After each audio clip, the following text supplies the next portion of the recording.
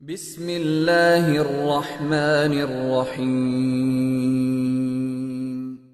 الحمد للہ وکفا والصلاة والسلام علی افضل الرسل وخاتم الانبیاء اما بعد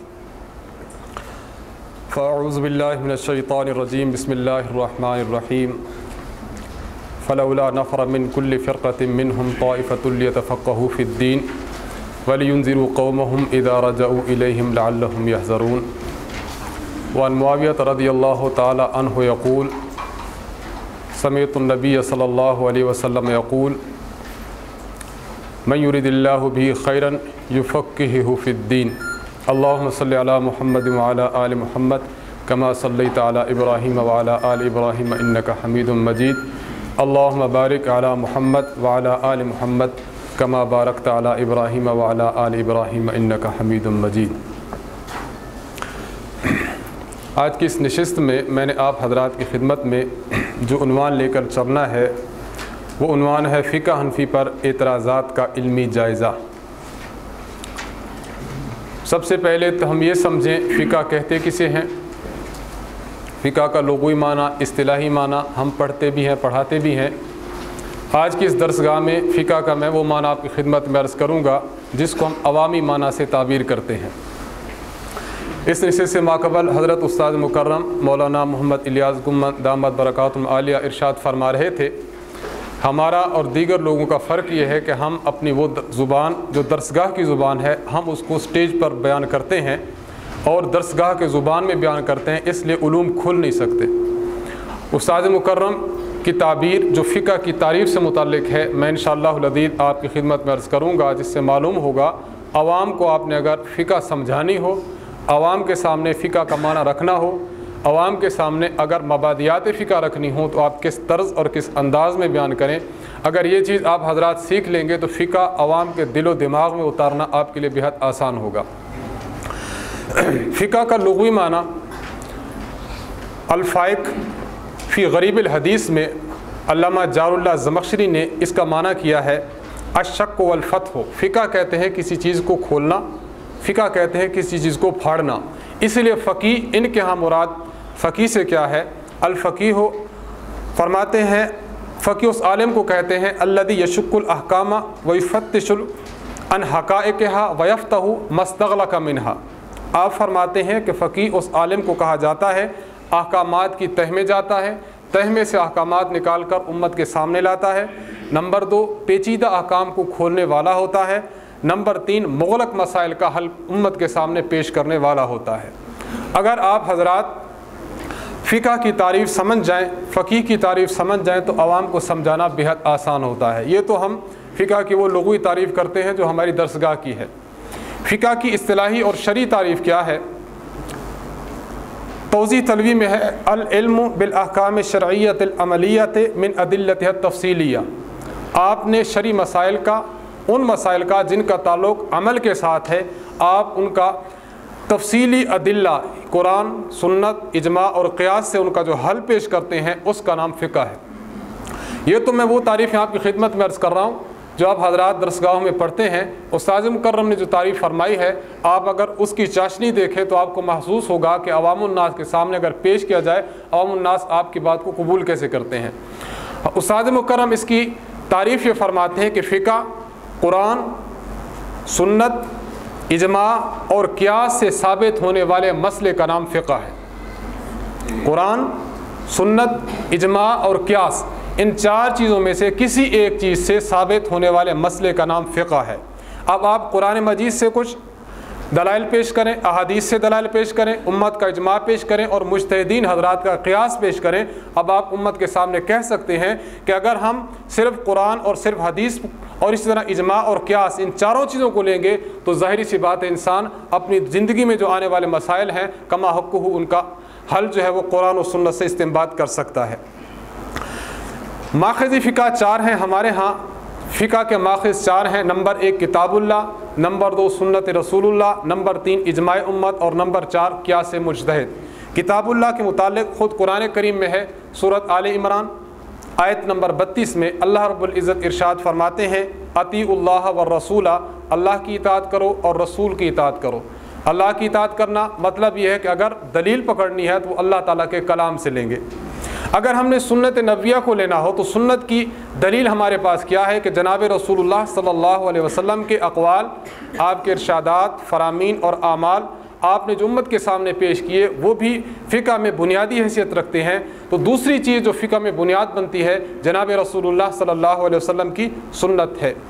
اللہ رب العزت قرآن کریم میں ارشاد فرماتے ہیں قل ان کنتم تحبون اللہ فاتبعونی، اگر تم اس بات کو پسند کرتے ہو، اگر تم اللہ تعالیٰ سے محبت کا دعویٰ کرتے ہو تو تمہیں چاہیے کہ جناب رسول اللہ صلی اللہ علیہ وسلم کی اتباع کر لو. سورۃ آل عمران آیت نمبر 31.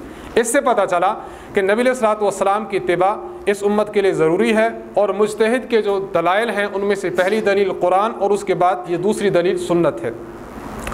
تیسری دلیل جس سے مجتہد اپنی دلیل لے سکتا ہے اور اپنا مسئلہ حل کر سکتا ہے وہ اجماع امت ہے. ہر زمانے کے مجتہدین اگر کسی مسئلہ پر اجماع کر لیتے ہیں، اتفاق کر لیتے ہیں، وہ بھی مستقل دلیل شرعی ہوتا ہے. قرآن کریم میں سورۃ النساء آیت نمبر 115 میں اللہ تعالیٰ ارشاد فرماتے ہیں وَمَن يُشَاقِقِ الرَّسُولَ مِن بَعْدِ مَا تَبَيَّنَ لَهُ الْهُدَىٰ وَيَتَّبِعْ غَيْرَ سَبِيلِ الْمُؤْمِنِينَ نُوَلِّهِ مَا تَوَلَّىٰ وَنُصْلِهِ جَهَنَّمَ وَسَاءَتْ مَصِيرًا. ارشاد فرماتے ہیں کہ جو شخص اپنے سامنے واضح ہدایت اور راہ واضح ہونے کے باوجود بھی جو شخص جناب حضرات انبیاء صحابہ کرام رضی اللہ تعالی عنہم یعنی مومنین امت کی مخالفت کرتا ہے تو اللہ تعالیٰ ارشاد فرماتے ہیں کہ ہم جس ڈگر پر وہ چل پڑتا ہے ہم اس ڈگر کو اس کی جانب رواں دواں کر دیتے ہیں اور ہم اس کو جہنم پہنچا دیتے ہیں، اور جہنم بہت برا ٹھکانہ ہے. چوتھی چیز کہ جہاں سے ایک مجتہد اپنا مسئلہ نکال سکتا ہے وہ ہے قیاس شرعی. قیاس شرعی کیا ہے؟ قیاس شرعی یہ ہے کہ آپ کے پاس ایک چیز کا حل موجود ہو، مجتہد دیکھتا ہے کہ اگر اللہ تبارک و تعالیٰ نے یا جناب رسول اللہ صلی اللہ علیہ وسلم نے کسی مسئلے کا حل ایک جزئی میں بیان فرمایا، مجتہد اس جزئی کو لیتا ہے، اس سے ایک قانون، ایک قاعدہ اور ایک کلیہ لیتا ہے، اس قاعدہ اور کلیہ کو جہاں پر علت پائی جاتی ہے اس کا حکم لگا دیتا ہے. اس کو کہتے ہیں قیاس. میں ایک مثال آپ کی خدمت میں پیش کرتا ہوں تاکہ بات سمجھ آئے. جناب رسول اللہ صلی اللہ علیہ وسلم نے حدیث مبارک میں ارشاد فرمایا ہے اگر کوئی بندہ پینے کی چیز رکھتا ہے یا اس کے سامنے کھانے کی کوئی چیز موجود ہے، اس میں مکھی گر جاتی ہے، حضور علیہ الصلوۃ والسلام نے فرمایا کہ اس مکھی کو اس میں ڈبو دو، اور ڈبونا اس کو پورا ہے. پھر اس کے بعد آپ اس کو فرمایا کہ اس کو باہر نکال دو. کیوں؟ فَإِنَّ فِي أَحَدِ جِنَاحَيْهِ شَفَاءً، اس کے ایک پر کے اندر شفا ہے، اور فی الآخر داءً، اور دوسرے میں بیماری ہے. جب ہی مکھی کسی چیز میں گرتی ہے تو پہلے اپنا وہ پر مارتی ہے جس میں بیماری ہے، پھر اس کے بعد آپ اس کو ڈبو دیں گے تو اس کا وہ پر جس میں شفا ہے، شفا اور بیماری یہ دونوں متوازن ہو جائیں گے، لہذا انسان کو نقصان نہ پہنچے گا. جناب رسول اللہ صلی اللہ علیہ وسلم نے صرف مکھی کے بارے میں ہدایت بیان فرمائی ہے، مکھی کو اس پینے کی چیز میں آپ غوطہ دیں، غوطہ دے کے آپ باہر نکال دیں. امام اعظم ابو حنیفہ رحمۃ اللہ علیہ فرماتے ہیں جناب رسول اللہ صلی اللہ علیہ وسلم نے یہاں پر مکھی کا حکم بیان فرمایا ہے. اب مکھی ایسا جانور ہے کہ جس میں ہم علت دیکھتے ہیں کہ کون سی علت ہے جس کی وجہ سے جس چیز میں پڑ جاتی ہے اگر غوطہ دے کر نکال دیا جائے وہ چیز پاک ہو جاتی ہے. امام صاحب فرماتے ہیں مکھی کے جسم میں وہ خون ہوتا ہے، وہ خون نہیں ہوتا جو گردش کرنے والا ہو. ایسا خون جو جس میں گردش کرنے والا ہو وہ مکھی کے جسم میں نہیں ہوتا. لہذا مکھی جب گرتی ہے تو اس میں وہ خون نہیں ہے جو گردش کرنے والا ہو. تو ہر وہ حشرات الارض جس میں ایسا خون نہ ہو، یعنی جیسا مکھی میں خون ہے ایسا خون اگر موجود ہے، اگر وہ چیز آپ کی پینے کی چیز میں، آپ کے کھانے کی چیز میں گر جاتی ہے، آپ اس کو غوطہ دیں، غوطہ دے کے آپ اس کو باہر پھینک دیں، تو جو حکم اس مکھی کے گرنے کے والے اس شراب کا ہوگا، پینے والی چیز کا ہوگا، وہی حکم ان حشرات الارض کا ہوگا. ہم دیکھتے ہیں مکوڑے بھی ہیں، چونٹی بھی ہے، اسی طرح ہم دیکھتے ہیں جگنو بھی ہے، بھیڑ بھی ہے، دیگر حشرات الارض ہیں. ان میں وہ خون جو سرکولیشن کرنے والا ہو، گردش کرنے والا ہو، یہ خون ان میں نہیں پایا جاتا. تو مجتہد وہاں سے علت لیتا ہے اور اس مقام اور اس جگہ پر جس میں حکم موجود نہیں ہوتا علت کو وہاں پر فٹ کرتا ہے. جو پہلی چیز کا حکم ہوتا ہے وہ دوسری چیز میں لگا دیتا ہے. اس کو شریعت کی اصطلاح میں قیاس کہتے ہیں. تو مجتہد جن دلائل سے اپنا مسئلہ بیان کرتا ہے، جن مسائل کا حل پیش کرتا ہے، ان کی کتنی بنیادیں ہیں؟ 4. نمبر 1 قرآن مجید، نمبر 2 سنت نبویہ، نمبر 3 اجماع امہ، اور نمبر 4 قیاس مجتہد. امام شافعی رحمۃ اللہ علیہ، آپ سے ایک بار کسی بندے نے پوچھا حضرت اجماع امت کی دلیل شرعی ہونے کی کوئی دلیل بیان فرمائے کہ اجماع امت بھی دلیل شرعی ہے، اس پر ہمیں کوئی دلیل پیش کریں۔ امام شافعی رحمۃ اللہ علیہ آپ نے 3 دن تک مسلسل قرآن مجید پڑھا، اور مسلسل 3 دن تک آپ اس کو ایک دن میں ایک قرآن ختم کر لیا کرتے تھے۔ جب آپ قرآن ختم کر چکے تو آپ نے اس سائل کو فرمایا کہ قرآن کریم کی جو یہ آیت ہے سورۃ النساء کی وَمَن يُشَاقِقِ الرَّسُولَ والی، اس آیت سے اجماع امت کا حجت ہونا ثابت ہوتا ہے۔ معلوم یہ ہوا کہ امت کا اجماع یہ بھی مستقل دلیل شرعی ہے۔ فقہ کی متعلق مبادیات میں نے آپ کی خدمت میں پیش کر دی ہیں کہ فقہ میں جو بنیاد بنائی جاتی ہے وہ قرآن، سنت، اجماع اور قیاس کو۔ جناب رسول اللہ صلی اللہ علیہ وسلم کے دور میں فقہ مدون نہ ہوئی تھی۔ حضور علیہ الصلوۃ والسلام کے دور میں مسائل کے پوچھنے کا، جناب رسول اللہ صلی اللہ علیہ وسلم کے مسائل بیان کرنے کا کیا طریقہ کار تھا، اس کے متعلق شاہ ولی اللہ محدث دہلوی رحمۃ اللہ علیہ اپنی کتاب حجت اللہ البالغہ میں ارشاد فرماتے ہیں کہ آج جو ہمارے زمانے میں فرض، سنت، واجب، مستحب، نفل اور حرام اور مکروہ، ان چیزوں کا جو اصطلاحات ہمارے ہاں پائی جاتی ہیں، یہ اصطلاحات حضور علیہ الصلوۃ والسلام کے دور میں کثرت کے ساتھ موجود نہیں تھی۔ جناب صحابہ کرام رضی اللہ عنہم حضور علیہ الصلوۃ والسلام کی خدمت میں جاتے، مسئلہ ہوتا پوچھ لیتے، حضور علیہ السلام بیان فرما دیتے۔ آپ علیہ الصلوۃ والسلام کو نماز پڑھتا دیکھا، جو عمل حضور نے نماز میں بیان فرمایا، جو عمل حضور نے نماز میں کیا، صحابہ کرام نے بھی اس کو اپنی زندگی میں لے لیا۔ تو جناب رسول اللہ صلی اللہ علیہ وسلم کی زندگی میں صحابہ کرام نے جو عملی نمونہ ان کے سامنے تھا، حضور علیہ الصلوۃ والسلام کی ذات، اسی ذات کو اسی کے نقش قدم پر چلتے ہوئے ان مسائل کا حل حضور علیہ الصلوۃ والسلام سے لیا کرتے تھے۔ اب شاہ ولی اللہ محدث دہلوی یہ فرماتے ہیں کہ ہمارے زمانے میں آج ہم دیکھتے ہیں بعض وہ مسائل جو صحابہ کو درپیش نہ تھے، آج ہمیں وہ درپیش ہیں، لہٰذا ضرورت اس بات کی ہے کہ صحابہ کرام رضی اللہ عنہم کی زندگی کے بعد ایسا دور آنا چاہیے کہ وہ مسائل جو صحابہ کرام کو درپیش نہ تھے ہمیں درپیش ہیں، ان مسائل کا حل اس امت کو دے دیا جائے۔ تو شاہ ولی اللہ محدث دہلوی کی اس بات سے بات بالکل واضح ہو جاتی ہے کہ حضور علیہ الصلوۃ والسلام کے دور میں تدوین فقہ کے مبادی تو موجود تھے، حضور علیہ الصلوۃ والسلام بیان فرماتے، صحابہ اپنی زندگی میں لے لیتے، لیکن باضابطہ اس کو مدون کرنا، اس کو لکھ لینا، اس کے مسائل کا استنباط کرنا، اس کی کثرت نہ ہوا کرتی تھی۔ ہم یہ بھی دیکھتے ہیں کہ جناب رسول اللہ صلی اللہ علیہ وسلم نے جب احادیث مبارکہ بیان فرمائی، قرآن کریم کو بیان فرمایا، تو بعض ایسے امور تھے جو حضور علیہ الصلوۃ والسلام کی ذات سے نکلے۔ میں 1-2 مثالیں آپ کی خدمت میں عرض کرتا ہوں۔ بعض ایسے احکامات تھے جو قرآن کریم نے مطلق بیان فرمائے، حضور علیہ الصلوۃ والسلام کی احادیث نے ان اطلاقات کو تقیید کر دی، ان مطلق کو آپ نے مقید فرما دیا۔ بعض ایسے بھی تھے جن کا مفہوم عمومی طور پر تھا، رسول اللہ صلی اللہ علیہ وسلم کی احادیث مبارکہ میں اس عموم میں تخصیص ڈال دی گئی، اور بعض ایسا بھی تھا کہ قاعدہ کلیہ ہے لیکن حضور علیہ الصلوۃ والسلام نے اس قاعدہ کلیہ میں تخصیص بھی فرما دی تھی۔ ان 3 باتوں سے میں آپ کی خدمت میں عرض کرنا چاہتا ہوں کہ فقہ کی جو بنیاد ہے وہ جناب رسول اللہ صلی اللہ علیہ وسلم کی زندگی میں ہی میں پڑ گئی تھی۔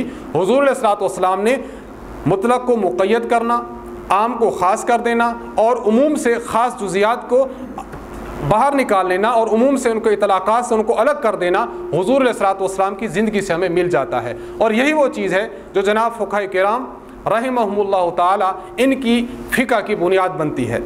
قرآن کریم میں سورۃ النساء آیت نمبر 101 میں اللہ ارشاد فرماتے ہیں فَلَيْسَ عَلَيْكُمْ جُنَاحٌ أَن تَقْصُرُوا مِنَ الصَّلَاةِ، انسان کو حکم دیا گیا اگر جنگ و جدال میں ہے، اگر اس کو ایک خوف ہے، ان خفتم ان یفتنکم الذین کفروا، کہ کافر لوگ مجھے فتنہ میں ڈال دیں گے، مجھ پر حملہ آور ہو جائیں گے، تو انسان کو چاہیے کہ نماز قصر کر لیا کرے۔ اس قرآن کریم کی آیت سے معلوم ہوتا ہے کہ اگر کوئی انسان فتنہ دشمن میں مبتلا ہونے کا اندیشہ ہو تو اس کو چاہیے کہ نماز کو قصر کر لیا کرے۔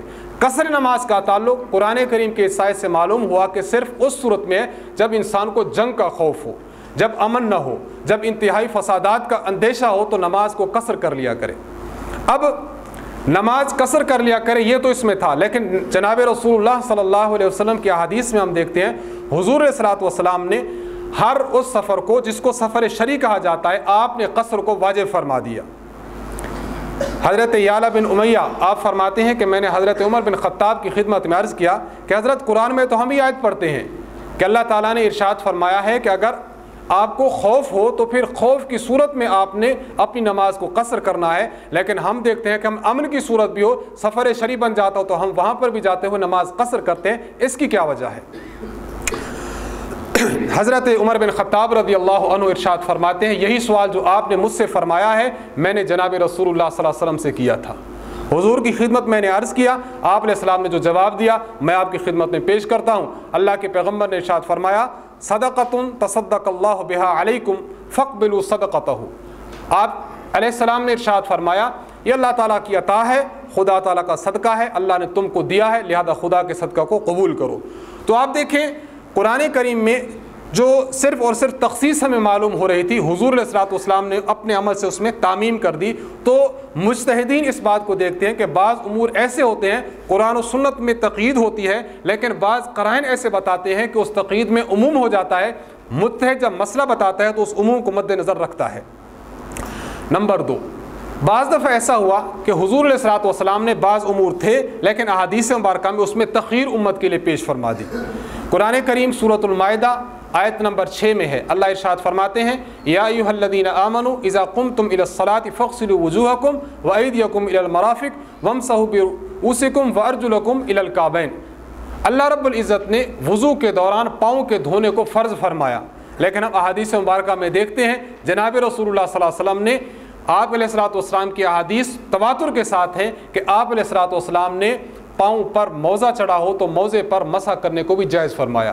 تو دیکھیں اللہ تعالیٰ نے ایک حکم فرمایا تھا، حضور علیہ الصلوۃ والسلام نے اس حکم میں اپنے احادیث مبارکہ جو تواتر کے ساتھ تھی آپ اس میں تخیر پیدا فرما دی. تو معلوم یہ ہوا جو شارع شریعت ہیں جناب رسول اللہ صلی اللہ علیہ وسلم کی ذات، آپ قرآن کریم کے احکامات کو، قرآن کریم کے آیات کو کما حقو سمجھنے والے ہیں. آپ نے پھر اس امت میں اس کی تشریح فرما دی اور آپ نے یہ احکامات صادر فرمائے. بعض دفعہ ایسا ہوا اطلاقات تھے، جناب رسول اللہ صلی اللہ علیہ وسلم نے ان اطلاقات میں سے بعض خاص حضرات کے لیے تخصیص بھی فرمائی ہے. مثال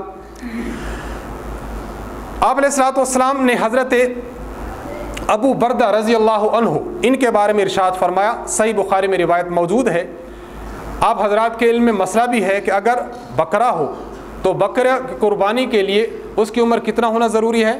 1 سال کا ہونا ضروری ہے. ابو بردہ رضی اللہ عنہ آپ کی خدمت میں آئے، آپ علیہ الصلوۃ والسلام نے ان کے لیے اس جو قاعدہ عمومی تھا اس قاعدہ عمومی سے ان کے لیے تخصیص فرما دی. آپ نے فرمایا ضح بالجزع من الماعز ولن تجزی عن احد بعدک، آپ کے لیے تو کفایت کر جائے گا، آپ کے بعد کسی کے لیے جائز نہیں ہوگا.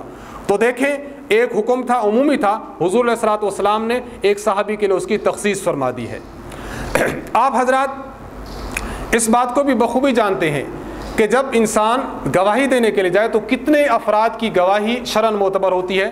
2 افراد کی.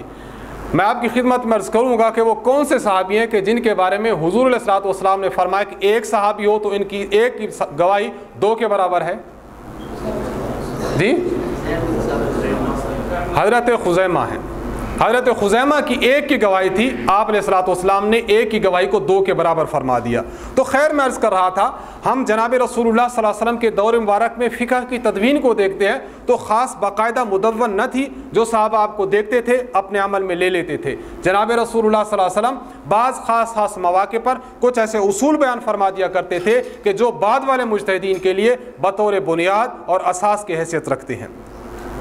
اس کے علاوہ حدیث مبارکہ میں سینکڑوں مثالیں ایسی ملے گی کہ حضور علیہ الصلوۃ والسلام نے اس امت کو، صحابہ کرام کو اجتہاد پر، قیاس پر ابھارا ہے.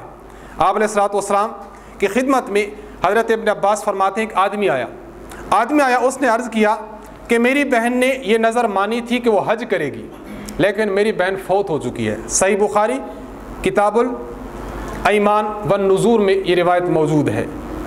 آپ علیہ الصلوۃ والسلام کی خدمت میں اس نے عرض کیا کہ حضرت میری بہن تھی، اس نے اس بات کا منت مان لی تھی کہ میں حج کروں گی، میری بہن فوت ہو چکی ہے، اب بتائیے کہ کیا حکم ہے. آپ علیہ الصلوۃ والسلام نے بجائے اس کے کہ آپ ان صحابی کو اس مسئلے کا حکم بیان فرماتے، اس کا حل پیش فرماتے، آپ نے حل پیش نہ فرمایا. آپ نے ان سے ایک سوال کیا. حضور علیہ الصلوۃ والسلام نے فرمایا لو کان علیہا دین اکنت قاضیہ، اگر آپ کی بہن پر کسی کا کوئی قرض ہوتا آپ اس کو ادا کر دیتے، ادا ہو جاتا.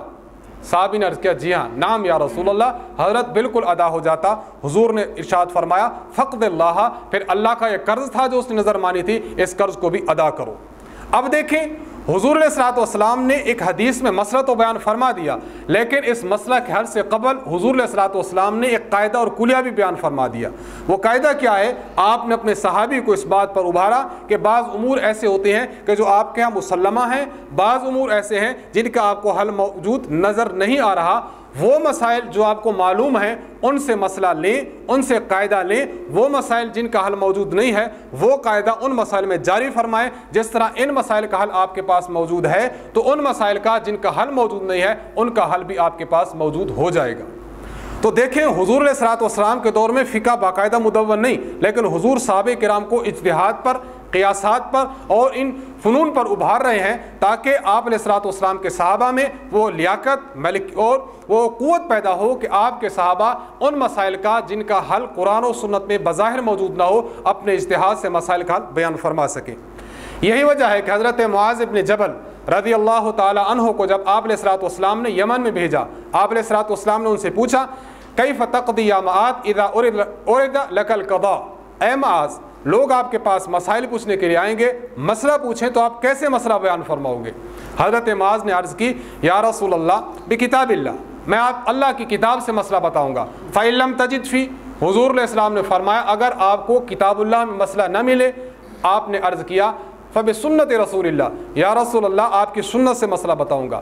آپ علیہ الصلوۃ والسلام نے پھر فرمایا فَإِن لَمْ تَجِدْ فِي، اگر آپ سنت میں بھی نہ پائیں تو انہوں نے فرمایا اجتہد برأیی، کہ میں اجتہاد کروں گا۔ کیا مطلب؟ قرآن اور سنت کو دیکھوں گا، وہاں سے اصول لے کر آنے والے اور پیش آمدہ مسائل کا حل امت کو دوں گا۔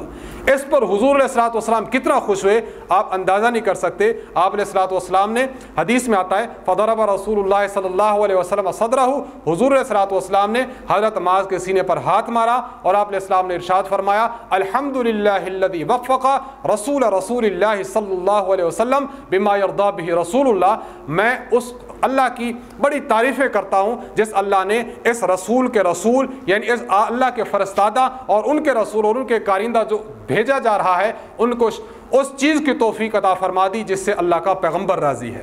تو معلوم ہوا حضور علیہ الصلوۃ والسلام جہاں اپنے صحابہ کرام کو اجتہاد پر ابھار رہے ہیں، ساتھ ساتھ ان کے اجتہادات کرنے اور ان کے اس موقع پر کہ ہم اجتہاد کریں گے حضور علیہ الصلوۃ والسلام تائید بھی فرما رہے ہیں اور ساتھ ساتھ آپ ان کا دل بھی ان کا بڑھا رہے ہیں کہ واقعی آپ اجتہاد کریں۔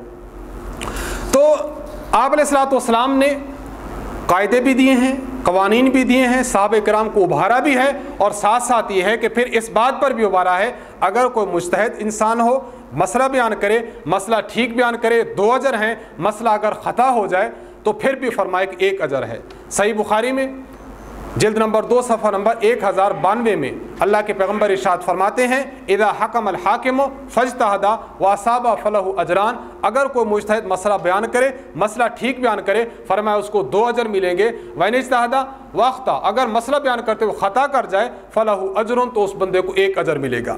آپ علیہ الصلوۃ والسلام کی احادیث سے یہ معلوم ہوا کہ حضور علیہ الصلوۃ والسلام صحابہ کو ابھارتے ہیں کہ آپ پیش آمدہ مسائل کا حل نکالو۔ بنو قریظہ میں حضور علیہ الصلوۃ والسلام نے اپنے صحابہ کی جماعت کو بھیجا، آپ نے فرمایا لا تصلین العصر الا فی بنی قریظہ، اے میرے صحابہ کی جماعت آپ جا رہے ہو اپنی نماز بنو قریظہ جا کر پڑھنی ہے، ان کی بستی میں جا کر پڑھنی ہے۔ صحابہ کرام جب گئے عصر کی نماز کا وقت ہو گیا لیکن بنو قریظہ کی بستی ابھی دور تھی، تو ان میں سے بعض اصحاب نے یہ فرمایا، یہ کہا کہ حضور علیہ الصلوۃ والسلام کے کہنے کا مطلب یہ تھا کہ آپ سفر کر رہے ہو، آپ اتنا جلدی پہنچ جاؤ گے کہ عصر کی نماز وہاں جا کر پڑھو گے۔ حضور کا یہ مطلب ہرگز نہیں تھا کہ آپ فرمانا چاہتے تھے کہ اگر نماز کا وقت بھی ہو جائے پھر بھی نماز نہیں پڑھو، حضور کا مطلب یہ نہیں تھا۔ لہذا ایک جماعت صحابہ نے نماز رستے میں پڑھ لی وقت پر۔ جو صحابہ کرام کی دوسری جماعت تھی انہوں نے فرمایا ظاہر حدیث کو دیکھا کہ حضور علیہ الصلوۃ والسلام کا فرمانا تھا کہ آپ نے نماز پڑھنی ہے بنو قریظہ، انہوں نے بنو قریظہ تاخیر سے پہنچے، مغرب جا کر پہنچے، نماز انہوں نے قضا کر دی اور قضا نماز پڑھی۔ یہ 2 معاملات ہیں۔ جب واپس مہم سے تشریف لائے حضور علیہ السلام کی خدمت میں، آپ علیہ الصلوۃ والسلام کی خدمت میں عرض کیا، معاملہ حضور کے سامنے پیش آیا تو حدیث مبارک میں روایت ہے فلم یعنف واحدا منہم، حضور علیہ الصلوۃ والسلام نے ان میں سے کسی ایک کو بھی سرزنش نہیں فرمائی۔ معلوم یہ ہوا کہ ان میں سے ظاہری بات ہے ایک کا اجتہاد تو صحیح ہوگا اور ایک کا اجتہاد کیا ہوگا؟ خطا ہوگا، لیکن حضور علیہ الصلوۃ والسلام نے کسی کو بھی یہ نہیں فرمایا کہ آپ نے غلط کیا، آپ نے درست کیا، بلکہ آپ نے کسی پر بھی سرزنش نہیں فرمائی۔ اس سے یہ معلوم ہوا، 3-4 باتیں میں نے آپ خدمت میں عرض کی۔ فقہ کی تدوین کے حوالے سے حضور علیہ الصلوۃ والسلام کے دور میں فقہ کی تدوین کا وہ ترتیب نہ تھی جو بعد کے ادوار میں ہوئی۔ آپ علیہ السلام کو صحابہ دیکھتے، عمل میں لے لیتے، حضور سے سوال پوچھتے، حضور بتا دیتے۔ آپ علیہ السلام خود صحابہ کرام کو اجتہاد اور قیاسات پر ابھارا کرتے، بعد دفعہ فضیلت بیان کرتے، اجروں کی فضیلت بیان کرتے، اور صحابہ کرام اجتہاد کر کے آتے، چونکہ اجتہاد سے فائز ہوتے۔ حضور علیہ الصلوۃ والسلام کسی کی بھی سرزنش نہ فرماتے تھے۔ حضور علیہ الصلوۃ والسلام کی زندگی میں ہمیں فقہ کی تدوین کے متعلق یہ بنیادی اصول ملتے ہیں۔ ہم جب دیکھتے ہیں صحابہ کرام رضی اللہ عنہم کی جماعت کو، صحابہ کرام رضی اللہ عنہم کی جماعت، جیسا کہ میں نے عرض کیا کہ ان میں کئی ایسے صحابہ کرام تھے جو اجتہاد کی صفت کے ساتھ متصف تھے۔ جناب ابو بکر صدیق رضی اللہ تعالی عنہ حضور علیہ الصلوۃ والسلام کے بعد خلیفہ بنتے ہیں۔ آپ نے بھی اپنے اجتہاد کے لیے وہی طرز اختیار فرمایا جو حضور علیہ الصلوۃ والسلام نے بیان فرمایا تھا۔ میمون بن مہران یہ فرماتے ہیں کہ حضرت ابو بکر صدیق کے پاس اگر کوئی جھگڑا آتا، آپ اس کا حل قرآن کریم سے بیان فرماتے، اگر قرآن کریم میں حل ملتا، اگر حل نہ ملتا تو آپ سنت رسول اللہ صلی اللہ علیہ وسلم کو ملحوظ خاطر رکھتے، اگر سنت رسول سے بھی نہ ملتا تو پھر آپ اکابر صحابہ کرام اور رؤسائے صحابہ کرام کو جمع فرماتے، ان سے رائے لیتے، اور پھر جو رائے منتخب ہوتے حضرات صحابہ کے اجتہاد تھے پھر اسی پر عمل پیرا ہو جاتے تھے۔ اس سے معلوم ہوا جناب ابوبکر صدیق رضی اللہ تعالی عنہ ان کے دور میں بھی ایسا تھا کہ قرآن اور سنت کے بعد حضرات اجتہاد اور قیاس کی باتیں فرمایا کرتے تھے۔ حافظ ابن قیم نے اعلام الموقعین نے لکھا ہے، آپ فرماتے ہیں کہ صحابہ کرام رضی اللہ تعالی عنہ ان میں سے وہ حضرات جو فتویٰ دیا کرتے تھے ان کی تعداد 130 سے کچھ اوپر ہے۔ یہ حضرات فتویٰ دیتے تھے اور ان فتویٰ دینے والے حضرات سے دیگر صحابہ کرام رضی اللہ عنہ فتویٰ لیتے تھے اور ان فتویٰ پر عمل کیا کرتے تھے۔ اس کے بعد ہم آتے ہیں دور تابعین کی طرف۔ تابعین کا دور وہ درخشاں اور واضح دور ہے کہ جس میں صحابہ کرام رضی اللہ عنہم کی بھی جمع غفیر موجود تھی، صحابہ کرام کے فتاوی بھی موجود تھے، حضور علیہ الصلوۃ والسلام کی سنت مبارکہ بھی موجود تھی، جناب باری تعالیٰ کا کلام بھی موجود تھا۔ ان تمام چیزوں کی موجودگی میں تابعین کا دور ایسا دور ہے کہ جس میں مجتہد حضرات بڑے کثرت سے ہوئے ہیں۔ میں آپ حضرات کی خدمت میں چار ان شہروں کا تذکرہ کروں گا کہ جن شہروں میں بڑے بڑے فقہا پائے جاتے تھے۔ مکہ میں مجاہد، حضرت اکرمہ، حضرت عطا بن ابی ربا، حضرت عمر بن دینار، حضرت مسلم بن مسلم، یہ حضرات مکہ میں پائے جاتے تھے، بڑے پائے کے مجتہد تھے۔ مدینہ منورہ میں حضرت امام سعید بن المسیب، عروہ بن زبیر، سالم بن عبداللہ، قاسم بن محمد، امام باقر، امام نافع اور امام ربیعۃ الرائے۔ ربیعۃ الرائے امام مالک رحمۃ اللہ علیہ کے استاذ ہیں۔ بصرہ میں جو حضرات پائے جاتے تھے ان میں امام ابو العالیہ رحمۃ اللہ تعالی علیہ، حسن بصری، حسن بن ابی الحسن اور محمد ابن سیرین، یہ بھی بصرہ میں موجود۔ کوفہ کے اندر جو حضرات پائے جاتے تھے علقمہ بن قیس، حضرت اسود بن یزید، سعید بن جبیر اور امام ابو حنیفہ کے استاذ حضرت حماد بن ابی سلیمان رحمہم اللہ تعالی۔ تو ہم نے آپ حضرات کی خدمت میں وہ سنہری ابواب 3 عرض کیے ہیں کہ جن ابواب میں باقاعدہ طور پر فقہ تو مدون نہ تھی، لیکن چیدہ طور پر مختلف اقران اور مختلف آیان اس امت کے اس کے متعلق اپنے اصول، اپنے ضوابط، اپنے قواعد اور کلیہ بیان فرماتے تھے، باضابطہ مدون نہ تھی۔ آپ حضرات میں سے وہ حضرات جنہوں نے امام ابن ابی شیبہ کی کتاب مصنف اور امام عبد الرزاق کی کتاب مصنف، دونوں نے مصنف لکھی ہے۔ امام عبد الرزاق کی وفات 211 ہجری اور امام ابن ابی شیبہ، ان کا نام ابو بکر ہے، ان کی وفات 235 ہجری میں ہے۔ آپ اس میں دیکھیے تابعین حضرات میں سے کثرت سے ایسے ہیں، کوئی ہزارہا فتاوی جات ہوں گے، مسئلہ ان سے پوچھا گیا انہوں نے مسئلے کا حل بیان فرمایا، مسئلہ پوچھا گیا مسئلے کا حل بیان فرمایا۔ ابن ابی شیبہ نے اور امام عبد الرزاق ان حضرات نے ان تابعین کے فتاوی جات کو نقل کیا۔ میں عرض کروں باقاعدہ طور پر فقہ کو مدون کرنے کا سہرا ان حضرات کے سر پر نہیں تھا۔ اب آتے ہیں، باری ہے اس بات کی، اور اس بات کی جانب ہم آتے ہیں کہ اب وہ کون سی شخصیت ہے کہ جن کے سر پر فقہ کو مدون کرنے کا صحرا موجود ہے۔ ہم دیکھتے ہیں امام جلال الدین سیوطی رحمۃ اللہ علیہ، متوفی 911 ہجری۔ آپ فرماتے ہیں امام ابو حنیفہ رحمۃ اللہ علیہ کے مناقب اور آپ کے فضائل میں سے یہ بات ہے انہ اول من دون علم الشریعہ ورتبہ ابوابا ثم تابہ مالک بن انس فی ترتیب الموطا لم یسبق ابا حنیفہ احد۔ آپ فرماتے ہیں امام ابو حنیفہ رحمۃ اللہ علیہ کے فضائل، آپ کے مناقب اور آپ کے بلند مقامات میں سے ایک بات یہ ہے امام ابو حنیفہ پہلی وہ شخصیت ہیں جنہوں نے فقہ کو باقاعدہ طور پر مدون فرمایا، ابواب کے ذریعے اس کو مرتب فرمایا، اور اس کے بعد امام مالک رحمۃ اللہ علیہ نے اپنی موطا میں اسی ترتیب کو ملوز خاطر رکھا۔ یہ ایسا کام تھا امام ابو حنیفہ رحمۃ اللہ سے پہلے کسی نفر نے نہیں فرمایا۔ تو میں آپ کی خدمت میں ان تمام گزارشات کا حاصل ہی نکلا کہ ہم فقہ پر اعتراضات سے قبل یہ تو سمجھے کہ فقہ کس طور پر ہمارے پاس پہنچی ہے۔ امام ابو حنیفہ رحمۃ اللہ علیہ واحد اولین شخصیت ہیں جنہوں نے اس کے لیے باضابطہ کمیٹی بنائی، اپنی ذات پر ہی بھروسہ نہ فرمایا۔ 40 رکنی امام ابو حنیفہ رحمۃ اللہ علیہ نے کمیٹی بنائی، اور آپ کی کمیٹی کیسی تھی، آپ کے جو شورا کے ارکان تھے وہ کیسے تھے، میں آپ حضرات کی خدمت میں عرض کرتا ہوں۔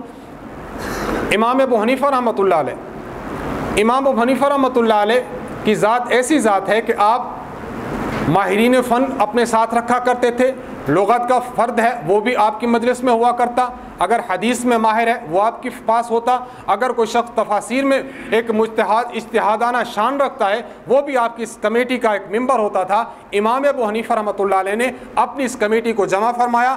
آپ نے جو اپنی کمیٹی کو بیان فرمایا، امام محمد امین ابن عابدین شامی رحمۃ اللہ علیہ انہوں نے اپنی کتاب رد المحتار میں ارشاد فرمایا ہے امام ابو حنیفہ رحمۃ اللہ علیہ نے اپنے ان تمام سرکردہ علماء اور اپنے تمام سرکردہ اصحاب کو جمع فرمایا۔ آپ نے ایک خطاب ان کو فرمایا، آپ نے فرمایا انی الجمت ھذا الفقہ، میں نے اس فقہ کی باغ ڈور سنبھال لی ہے، واسرجتہ لکم، اور میں نے تمہارے سامنے اس کو پیش کر دیا ہے، فاعینونی فإن الناس قد جعلونی جسراً علی النار، پھر آپ کو چاہیے کہ آپ اس میں میری مدد کرو، لوگوں نے مجھے جہنم پر آڑ بنا لیا۔ کیا مطلب؟ میری فقہ پر ان لوگوں نے اعتماد کیا تاکہ جہنم سے بچ جائیں، لہذا میری آپ مدد فرمائیں۔ اب ان ارکان کمیٹی میں کون شخص تھا جو کس کس فن کا ماہر تھا، ایک واقعہ میں آپ کی خدمت میں عرض کرتا ہوں تاکہ ہمیں اس بات کا پتہ چلے کہ امام ابو حنیفہ رحمۃ اللہ علیہ کی جو فقہ کی کمیٹی کے اراکین ہیں، اراکین ایسے نہ تھے جو عام افراد ہوں، اراکین اپنے فنون میں اور اپنے میدان کے بہت ماہر اور شاہ سوار ہوتے تھے۔ امام ابن کرامہ بیان فرماتے ہیں کہ ہم امام وکی کے دربار میں بیٹھے تھے، ان کی خدمت میں تھے کہ آدمی آیا، اس نے امام ابو حنیفہ رحمۃ اللہ علیہ کے بارے میں کہا کہ اخطأ ابو حنیفہ، امام ابو حنیفہ رحمۃ اللہ علیہ نے اس مسئلہ کے بیان کرنے میں خطا کی ہے۔ امام وکی بن جراح امام بخاری رحمۃ اللہ علیہ کی صحیح بخاری کے مرکزی راوی ہیں، جب انہوں نے یہ بات کی تو امام وکی رحمۃ اللہ نے سر اوپر اٹھایا اور آپ نے ارشاد فرمایا کہ امام ابو حنیفہ رحمۃ اللہ علیہ کیسے خطا فرما سکتے ہیں؟ کیوں؟ اس لیے کہ امام ابو حنیفہ رحمۃ اللہ علیہ کے ساتھ امام ابو یوسف اور امام محمد اور امام ظفر جیسے وہ اصحاب موجود ہیں جو فن حدیث اور قیاس کے بہت بڑے امام گزرے ہیں۔ اور آپ نے فرمایا اگر حدیث کے میدان میں دیکھ لیا جائے، امام ابو حنیفہ رحمۃ اللہ علیہ کے ساتھ یحییٰ بن زکریا ابی زائدہ، حفص بن غیاث جیسے افراد موجود ہیں، یہ ماہرین ہیں علم حدیث کے اندر۔ اگر انسان علم لغت کو دیکھتا ہے تو امام ابو حنیفہ رحمۃ اللہ علیہ کے ساتھ لغت کے میدان میں جو شخص گزرے ہیں، فرمایا قاسم بن مان یعنی عبد الرحمن بن عبداللہ بن مسعود جیسے افراد اس کے امام ابو حنیفہ رحمۃ اللہ علیہ کے محفل نشیں ہوتے ہیں۔ فرمایا کہ اگر آپ نے دیکھنا ہے تقویٰ اور پرہیزگار لوگوں کو تو وہ امام ابو حنیفہ کے ساتھ ہیں، فرمایا ان میں فضیل بن عیاض ہیں، داؤد بن نصیر الطائی ہیں۔ یہ ایسے افراد ہیں جو امام ابو حنیفہ رحمۃ اللہ علیہ کی 40 رکنی کمیٹی کے اراکین میں شمار ہوتے ہیں، ہر فن مولا ہیں، فنون کے امام اور شاہ سوار ہوتے ہیں۔ حضرت ارشاد فرماتے ہیں اگر امام ابو حنیفہ رحمۃ اللہ علیہ خطا بھی کر جاتے، یہ ایسے افراد تھے جو امام ابو حنیفہ کو خطا کی جانب سے پھیر کر ان کو صحیح، اور امام ابو حنیفہ کو خطا کی جانب سے پھیر کر ان کو صحیح طرف لگا دیتے۔ جب امام ابو حنیفہ کے ساتھ ایسے افراد موجود ہیں تو اے نوجوان تو کیسے کہتا ہے کہ اخطأ ابو حنیفہ؟ اس واقعے سے ہمیں یہ بات بالکل واضح ہوتی ہے کہ امام ابو حنیفہ رحمۃ اللہ علیہ کے ساتھ جو افراد اس فقہ کی تدوین میں اور فقہ کے مدون کرنے میں موجود تھے وہ افراد عام افراد نہیں تھے، اپنے فن کے بہت بڑے امام سمجھے جاتے تھے۔ امام ابو حنیفہ رحمۃ اللہ علیہ کی جو فقہ ہے اس کے مدون کرنے کا طریقہ کار کیا تھا؟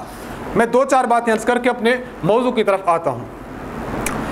امام اسحاق بن ابراہیم فرماتے ہیں تاریخ بغداد جلد نمبر 12 اور صفحہ نمبر 308 پر، آپ فرماتے ہیں کہ امام ابو حنیفہ رحمۃ اللہ علیہ کے وہ افراد اور وہ شاگرد جو امام صاحب کے ساتھ مسائل کا مذاکرہ کرتے، ان میں امام ابو یوسف، امام ظفر، امام داؤد طائی، امام اسد بن عامر، امام عافیہ العودی، امام قاسم بن مان، امام علی بن محصر اور امام حبان، یہ افراد امام ابو حنیفہ رحمۃ اللہ علیہ کے ساتھ ہوتے، اور جب تک امام عافیہ موجود نہ ہوتے آپ فرماتے کہ ابھی بحث کو ٹھہراؤ، بحث رکی رہتی، جب وہ تشریف لاتے بحث مباحثہ شروع ہو جاتا، اگر ان کی رائے موافق ہوتی تو مسئلے کو لکھ لیا جاتا، اگر امام عافیہ کی رائے ان حضرات کے موافق نہ ہوتی آپ فرماتے معاملے کو تھوڑا سا مؤخر کرو، ابھی خوب بحث و تمہیز کرو تاکہ مسئلہ خوب روشن ہو جائے۔ بعض دفعہ ایسا ہوتا تھا ایک مسئلہ اس مجلس کے سامنے آیا، اس مجلس نے اس مسئلے پر بحث و مباحثہ کیا کئی دنوں تک، بعض دفعہ ایسا مہینوں تک اس بحث و تمحیص کا سلسلہ چلا رہتا، جب تک وہ مسئلہ روز روشن کی طرح آیا نہ ہوتا امام ابو حنیفہ رحمۃ اللہ علیہ اس مسئلے کو لکھواتے نہیں تھے۔ اور بعض دفعہ ایسا مسئلہ پیش آیا، مناقب موفق مکی میں امام ابو المعید الخارزمی فرماتے ہیں ایسا مسئلہ پیش آیا فخاضوا فیہا ثلاثۃ ایام بالغداۃ والعشی، امام صاحب اور امام صاحب کی تدوین فقہ کی کمیٹی 3 دن تک صبح اور شام بیٹھے رہے تاکہ اس مسئلہ کا حل نکالیں۔ اب میں حیران ہوتا ہوں اور آپ بھی حیران ہوتے ہوں گے کہ وہ افراد جو امام ابو حنیفہ کی اس عظیم الشان کمیٹی اور ان کے بیان کردہ مسائل پر اعتراضات کی بوچھار کرنے کے درپے دن رات ان کا وتیرہ لگا رہتا ہے، ان کے عقل پر ماتم کی سوا اور کیا کیا جا سکتا ہے کہ امام صاحب کے تلامذہ اور آپ کے اصحاب اتنے جید اور اتنے اعلیٰ ہستیوں پر فائز تھے تو وہ کیسے مسائل کے بیان کرنے میں خطا کر سکتے ہیں۔ اور بعض دفعہ ایسا تو ہوا کہ امام ابو حنیفہ رحمۃ اللہ علیہ نے جو مسائل بیان فرمائے وہ کتنے مسائل بیان کیے، اس کے بارے میں جو روایات ہیں امام ملا علی قاری رحمۃ اللہ علیہ انہوں نے ذیل و جواہر المزیہ امام قرشی کی کتاب اس کے ذیل لکھے ہیں، آپ کی وفات 1014 ہجری میں ہے۔ آپ نے جو ذیل لکھے ہیں آپ نے فرمایا امام ابو حنیفہ رحمۃ اللہ علیہ نے قرآن و سنت سے جو مسائل استنباط کیے ان کی تعداد 83,000 ہے۔ 83,000 مسائل اس کمیٹی نے قرآن و سنت سے بیان فرمائے۔ جامع المسانید نے امام ابو المعید الخارزمی نے امام ابو حنیفہ رحمۃ اللہ علیہ کی 15 مسانید جمع فرمائی ہیں، ان تمام کو نام دیا ہے جامع المسانید کا۔ جامع المسانید کا مقدمہ آپ نے لکھا ہے، اس مقدمے میں فرماتے ہیں کہ امام ابو حنیفہ رحمۃ اللہ نے جو مسائل اصولی طور پر بھی اور وہ مسائل جو آپ نے جزیات کے طور پر استنباط فرمائے ہیں، آپ ارشاد فرماتے ہیں وقد قیل بلغت مسائل ابی حنیفہ 500,000 مسئلۃ، کہ آپ کے بیان کردہ استنباط کردہ مسائل کی تعداد 5 لاکھ کو پہنچ گئی ہے۔ آپ اندازہ کیجئے اتنے عظیم الشان ہستی جناب امام اعظم ابو حنیفہ رحمۃ اللہ علیہ جنہوں نے امت کے سامنے اتنے تگ و دو کے ساتھ کوشش اور جد و جہد کے ساتھ فقہ حنفی کو مدون کر کے پیش فرما دیا ہے۔ میں نے آپ حضرات کی خدمت میں فقہ سے متعلق اس کا لغوی اصطلاحی معنی اور تدوین فقہ کے تھوڑے سے مراحل رکھے ہیں جس سے ہمیں پتہ چلتا ہے کہ فقہ کتنا مبارک علم ہے۔ جو میں نے آیت آپ کی خدمت میں پڑھی ہے، جناب باری تعالیٰ نے تمام مسلمانوں کو کہ تمام مسلمان جنگ کارزار پر چلے جائیں اور جہاد پر چلے جائیں، فرمایا ایسا نہ کریں، ہر جماعت میں سے ایک بندہ رہ جائے اور وہ دین میں تفقہ حاصل کرے۔ حضرت معاویہ رضی اللہ عنہ فرماتے ہیں جناب رسول اللہ صلی اللہ علیہ وسلم نے ارشاد فرمایا من یرد اللہ بہ خیرا یفقہہ فی الدین، اللہ رب العزت جس کے ساتھ بھلائی کا ارادہ فرماتے ہیں ان کو دین کی سمجھ بوجھ عطا فرماتے ہیں۔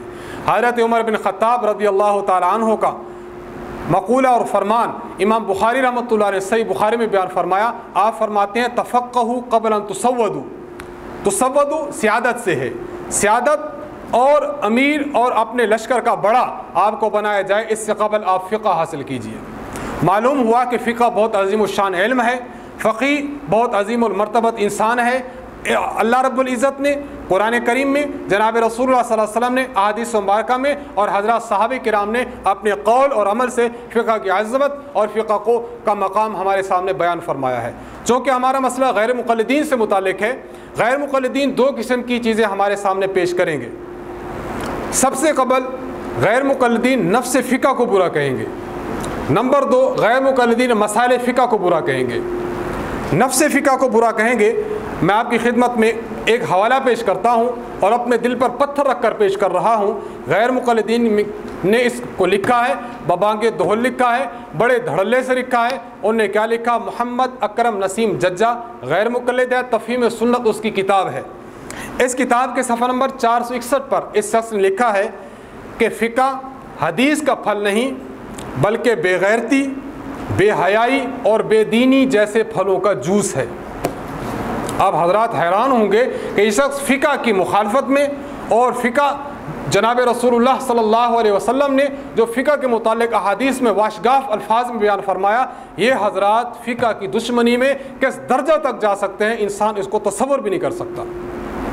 ایک تو یہ۔ نمبر 2، شمع محمدی، ان کے استاد جی بھی حوالہ پیش فرما رہے تھے، محمد جونا گڑھی، ان کا ایک عالم گزرا ہے، محمد جونا گڑھی کی کتاب ہے شمع محمدی۔ شمع محمدی آپ کتاب لیں، کتاب کے ٹائٹل پر یہ عبارت موجود ہے، لکھا ہے شمع محمدی ایسی کتاب جس کے ملاحظہ کے بعد ہر شخص یقین کر لیتا ہے کہ فقہ اور چیز ہے، حدیث اور چیز ہے۔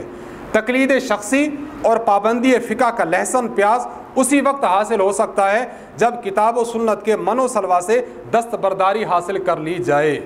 مطلب یہ نکلا انسان کو فقہ کا لہسن اور پیاز اس وقت ملے گا جب وہ قرآن و سنت کے من و سلوا کو چھوڑ دیتا ہے۔ میں حیران ہوتا ہوں، ہمارے فقہ کی بنیاد میں نے آپ کی خدمت میں عرض کی ہے کہ ہمارے فقہ کی بنیاد ہی قرآن و سنت پر ہے، تو وہ شخص جو یہ کہتا ہے کہ فقہ قرآن و سنت کے خلاف ہے، اس کو اپنی عقل کا اور اپنے فہم کا علاج کرانا چاہیے۔ ہمارے علماء نے لکھا ہے، ہماری اصول فقہ کی کتابوں میں بے شمار جگہوں پر موجود ہے کہ ہمارے فقہ کی بنیاد کتاب اور سنت پر ہے۔ جو شخص یہ کہتا ہے فقہ لینے کے لیے کتاب و سنت کو چھوڑنا پڑے گا، یوں سمجھے یا تو اس نے ہماری کتب کا مطالعہ نہیں کیا، یا یہ ہے کہ ہمارے افکار کی ترجمانی نہیں کر رہا بلکہ وکیل بلا توکیل بن رہا ہے۔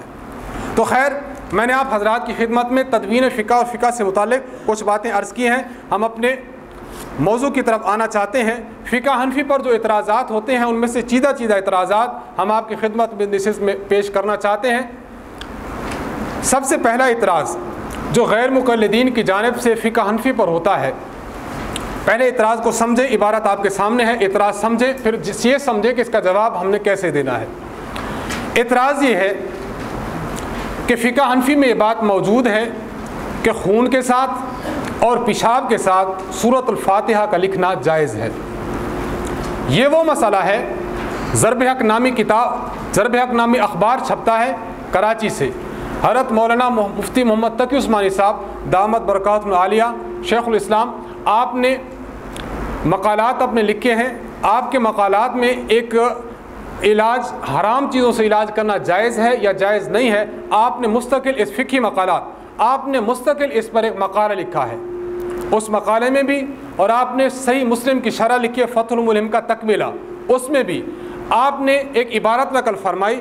غیر مقلدین نے اس عبارت کو بھی لیا، اپنی کتاب، اپنے اخبار جس کا نام میں نے عرض کیا ضرب حق، اس اخبار پر لکھا کہ مفتی محمد تقی عثمانی کے نزدیک سورۃ الفاتحہ پیشاب کے ساتھ لکھنا جائز ہے، اور وہ طوفان مچایا کہ الامان والحفیظ۔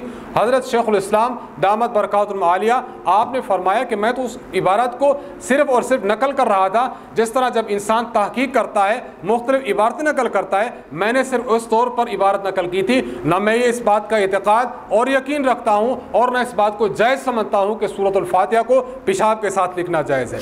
آپ نے اس بات سے دستبرداری کی، لہذا اس سے غیر مقلدین کا منہ بند ہو گیا۔ لیکن آئے روز غیر مقلدین جو اعتراضات کرتے رہتے ہیں، ان میں یہ اعتراض ہے، ہم چاہیں گے کہ ہم اس نشست میں اس کا جواب دے دیں۔ اس اعتراض کے لیے انہوں نے جو کتاب پیش کی ہے، علامہ ابن عابدین شامی رحمۃ اللہ علیہ نے مسئلہ لکھا، آپ عبارت نیچے دیکھیں، رد المحتار میں علامہ شامی رحمۃ اللہ نے مسئلہ بیان فرمایا، لو رعفا، اگر کسی بندے کی نکسیر پھوٹی، فکتب الفاتحہ بالدم علی جبہتہ وانفہ جاز للاستشفاء کذا بالبول ایضا۔ آپ نے فرمایا اگر کسی بندے کی نکسیر پھوٹے اور اس نکسیر کے خون کے ساتھ اپنی پیشانی پر یا اپنے ناک پر سورۃ الفاتحہ لکھتا ہے تو سورۃ الفاتحہ لکھنا شفا کے حاصل کرنے کے لیے جائز ہے۔ اسی طرح اگر کوئی بندہ پیشاب کے ساتھ یہ بات لکھتا ہے تو وہ بھی جائز ہے۔ یہ عبارت آپ حضرات کے سامنے ہے۔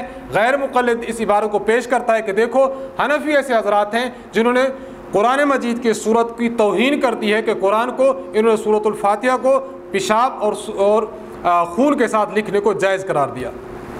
ہم اس کے جواب میں جو باتیں عرض کرتے ہیں، آپ حضرات سے میں درخواست کروں گا بڑی توجہ کے ساتھ ان باتوں کو سمجھیں اور جا کر ان کو سمجھائیں۔ سب سے پہلی بات یہ کہ ہم فقہ حنفی میں یہ دیکھتے ہیں کہ فقہ حنفی اس بات کی واضح شہادت ہے کہ ہماری فقہ میں قرآن مجید کو بغیر وضو کے چھونا بھی جائز نہیں ہے۔ جو فقہ اور جو لوگ بغیر وضو کے قرآن مجید چھونے کو جائز نہیں سمجھتے، ان کے بارے میں یہ کیسے باور کیا جا سکتا ہے کہ یہ افراد قرآن مجید کو پیشاب یا قرآن مجید کو خون کے ساتھ لکھنے کے قائل ہیں۔ دیکھیں، مذہب حنفیہ میں بغیر طہارت کے قرآن مجید کو چھونا جائز نہیں۔ بدائع الصنائع میں علامہ کاسانی رحمۃ اللہ علیہ فرماتے ہیں لا يجوز لمحدث اداء الصلاۃ لفقد شرط جوازها وهو الوضوء۔ اگر کوئی بندہ بغیر وضو نماز پڑھتا ہے، نماز پڑھنا جائز نہیں کیونکہ اس کو طہارت حاصل نہیں۔ نمبر 2، ولا مس مصحف من غیر غلاف عندنا، ہمارے ہاں بغیر وضو کے ہو تو غلاف کے بغیر قرآن بھی نہیں چھو سکتا۔ لہذا ہماری فقہ میں تو اس درجہ قرآن کریم کی عظمت اور اس کا مقام بیان فرمایا گیا ہے کہ بغیر طہارت کے قرآن چھونا جائز نہیں ہے، تو ہم ہمارے بارے میں یہ کیسے واضح کیا جا سکتا ہے کہ ہم سورۃ الفاتحہ کو اس چیز کے ساتھ لکھنے کو جائز سمجھتے ہیں۔ اصل ایک ضابطہ سمجھ لیں، ضابطہ سمجھنے کے بعد پھر مسئلہ سمجھیں، مسئلے کے بعد پھر عبارت کی تنقید سمجھیں۔ میں اس پر 2-3 انشاءاللہ العزیز آپ حضرات کی خدمت میں اس کے تائیدات بھی پیش کروں گا قرآن و سنت سے، جس سے ہمیں معلوم ہوگا کہ اس عبارت سے فاتحہ کو خون کے ساتھ، فاتحہ کو بول کے ساتھ لکھنے کا جواز تو درکنار عدم جواز ثابت ہوتا ہے۔ میں آپ کی خدمت میں انشاءاللہ پیش کروں گا، نفس مسئلہ پیسے سمجھ لیں۔ ایک ضابطہ ہے فقہ کا، امور محرمہ از قسم اقوال و افعال بحالت اکراہ و اجبار اور بوقت مسمسہ و اضطرار قابل مواخذہ نہیں ہے۔ کیا مطلب؟ ایسے امور جو ناجائز ہیں اور وہ اقوال کے قبیل سے تعلق رکھتے ہیں یا ان کا تعلق افعال کے ساتھ ہے۔ کیا مطلب؟ ایک ایسا قول ہے جس کا کرنا حرام ہے، ایسا فعل ہے جس کا کرنا حرام ہے۔ بعض دفعہ ایسا ہوتا ہے کہ قول حرام ہے، فعل کرنا بھی حرام ہے، لیکن اگر انسان کو اضطراری کیفیت حاصل ہو جائے، اگر انسان مخمصہ میں پڑ جاتا ہے، اضطرار میں پڑ جاتا ہے، بالکل لاچار ہو جاتا ہے، تو لاچاری کی حالت میں وہ اقوال جو حرام ہیں، وہ افعال جو حرام ہیں، ان کا کرنے کی گنجائش اور جواز ہوتا ہے۔ لیکن یہ جو جواز ہوتا ہے، اس جواز کی پھر 2 صورتیں ہیں۔ یہ جواز ہوگا، ایک تو ہوگا حق کے اعتقاد میں، ایک ہوگا حق کے عمل میں۔ حق کے عمل میں ہوگا تو اب یہ چیز حرام تھی، قول کے قبیل سے تھی، یہ چیز حرام تھی، فعل کے قبیل سے تھی، لیکن یہ حرام چیز حق کے عمل میں اب حلال ہو جاتی ہے، لیکن اعتقاد کے طور پر پھر بھی حرام رہتی ہے۔ اس پر مثال سمجھے پھر بات واضح ہو جائے گی۔ اگر وہ چیز ہے اقوال کے قبیل سے، قرآن کریم میں ہے سورۃ النحل آیت نمبر 106 میں اللہ ارشاد فرماتے ہیں من کفر باللہ من بعد ایمانہ الا من اکرہ وقلبہ مطمئن بالایمان۔ اگر کوئی بندہ ایمان لانے کے باوجود اللہ کا انکار کرتا ہے، کفر اختیار کرتا ہے، اللہ آگے ارشاد فرماتے ہیں فعلیہم غضب من اللہ ولہم عذاب عظیم، تو اللہ کی پھٹکار بھی ہوگی، دردناک عذاب بھی ہوگا۔ جو بندہ ایمان لائے، ایمان لانے کے ساتھ پھر انکار کرے، کفر بھی اختیار کرے، لعنت بھی برسے گی، خدا کی پھٹکار بھی ہوگی، عذاب عظیم بھی ہوگا۔ لیکن الا من اکرہ، ہاں اگر ایسا بندہ ہے جس کو مجبور کر دیا گیا کلمہ کفر کہنا ہے، کلمہ کفر نہیں کہو گے جان جائے گی، اب اس بندے کے لیے اللہ فرماتے ہیں کہ اگر اس کا دل مطمئن ہے ایمان پر لیکن زبان سے وہ کہہ دیتا ہے تو اس کی گنجائش ہے۔ اس کے لیے اللہ رب العزت نے وہ پھٹکار، لعنت اور جو عذاب عظیم تھا اللہ رب العزت نے اس پر مرتب نہیں فرمایا۔ اس آیت سے ہمیں معلوم ہوا اگر کوئی ایسا قول ہے جو کہ محرمات کے قبیل سے ہے لیکن انسان مخمصہ میں ہے، لاچاری کی حالت میں ہے، انسان انتہائی مجبور ہو چکا ہے، جان کے جانے کا اندیشہ ہے، اس کے لیے اس قول کو کہنا اس کی گنجائش معلوم ہوتی ہے، بشرطے کہ اس کا دل ایمان والا ہو۔ یہ تو ہو گیا اقوال کے قبیل سے۔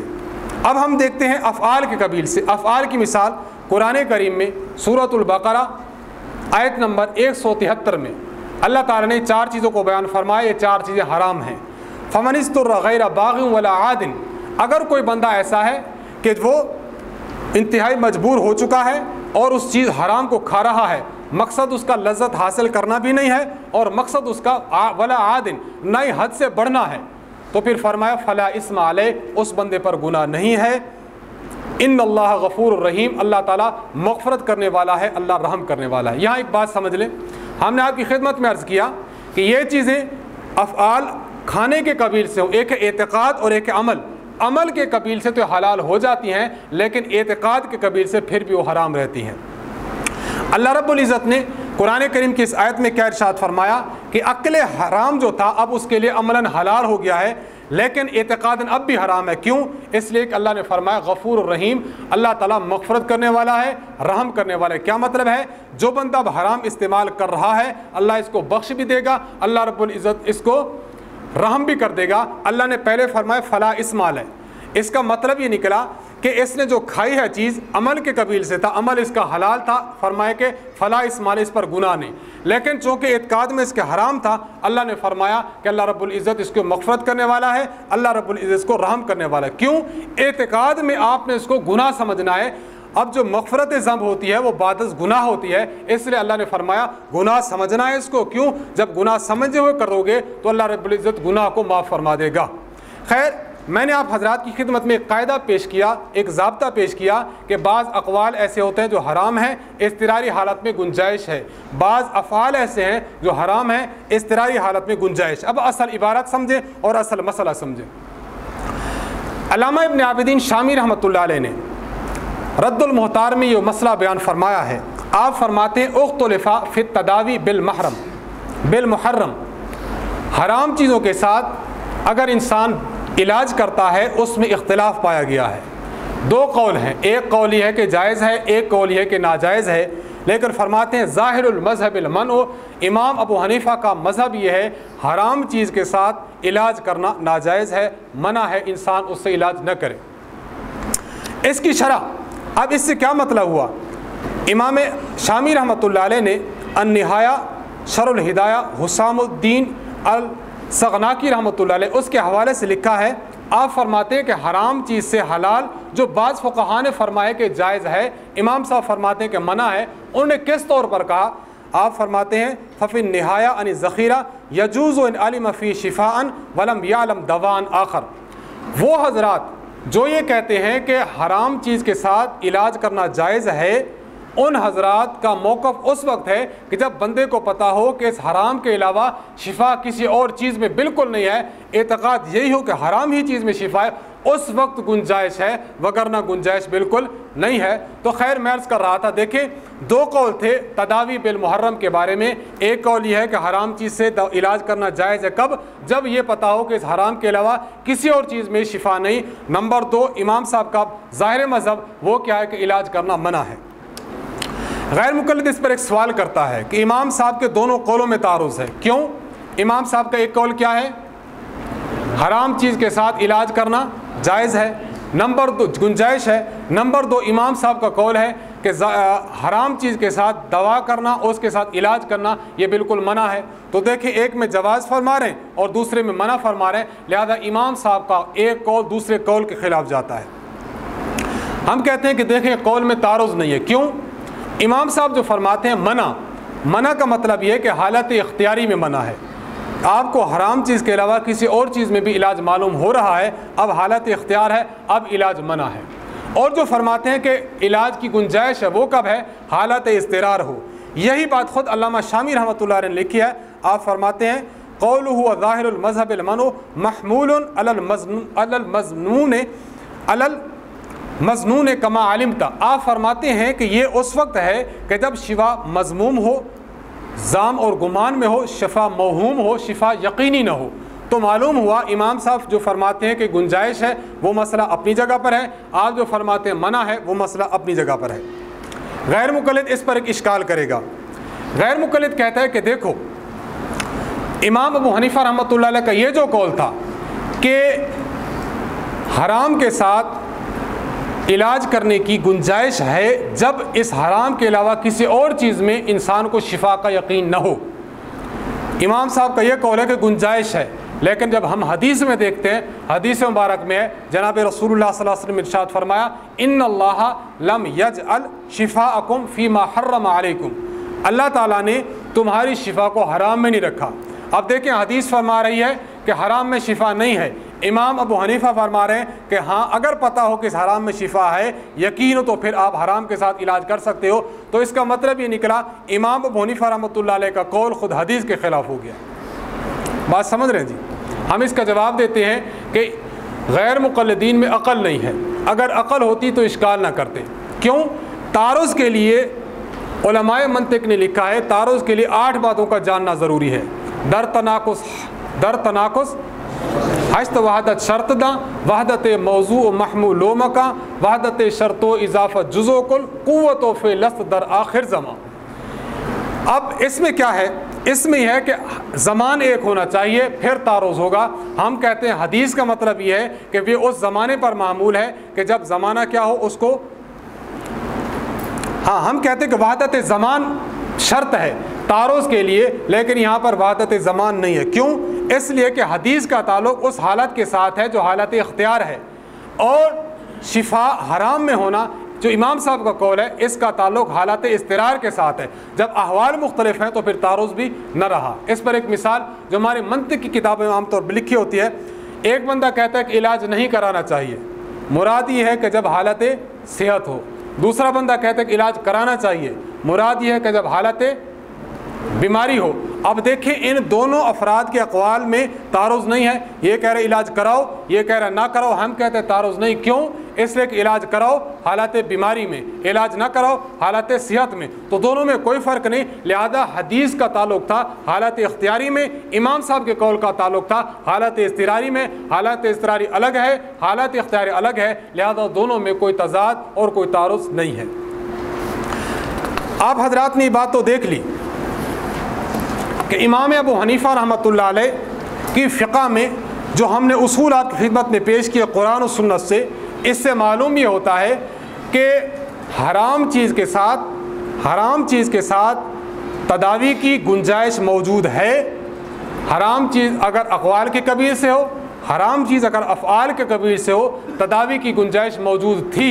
لیکن ہم یہ دیکھتے ہیں کہ فقہ حنفی کے اس مسئلہ میں فقہائے احناف نے قرآن اور سنت، قرآن مجید کی سورۃ الفاتحہ کو پیشاب اور خون کے ساتھ لکھنے کو روا نہیں رکھا۔ آپ کی خدمت میں عبارت پڑھتا ہوں، پھر آپ کا ضمیر اور آپ کا دل بھی اس بات کی گواہی دے گا کہ واقعی اس عبارت سے قرآن مجید کو سورۃ الفاتحہ کو پیشاب کے لکھنے کا منع ثابت ہو رہا ہے، چہ جائے کہ اس سے اس بات اور گنجائش ثابت ہو۔ عبارت سمجھیں، اصل مسئلہ کے عنوان کے تحت دیکھیں۔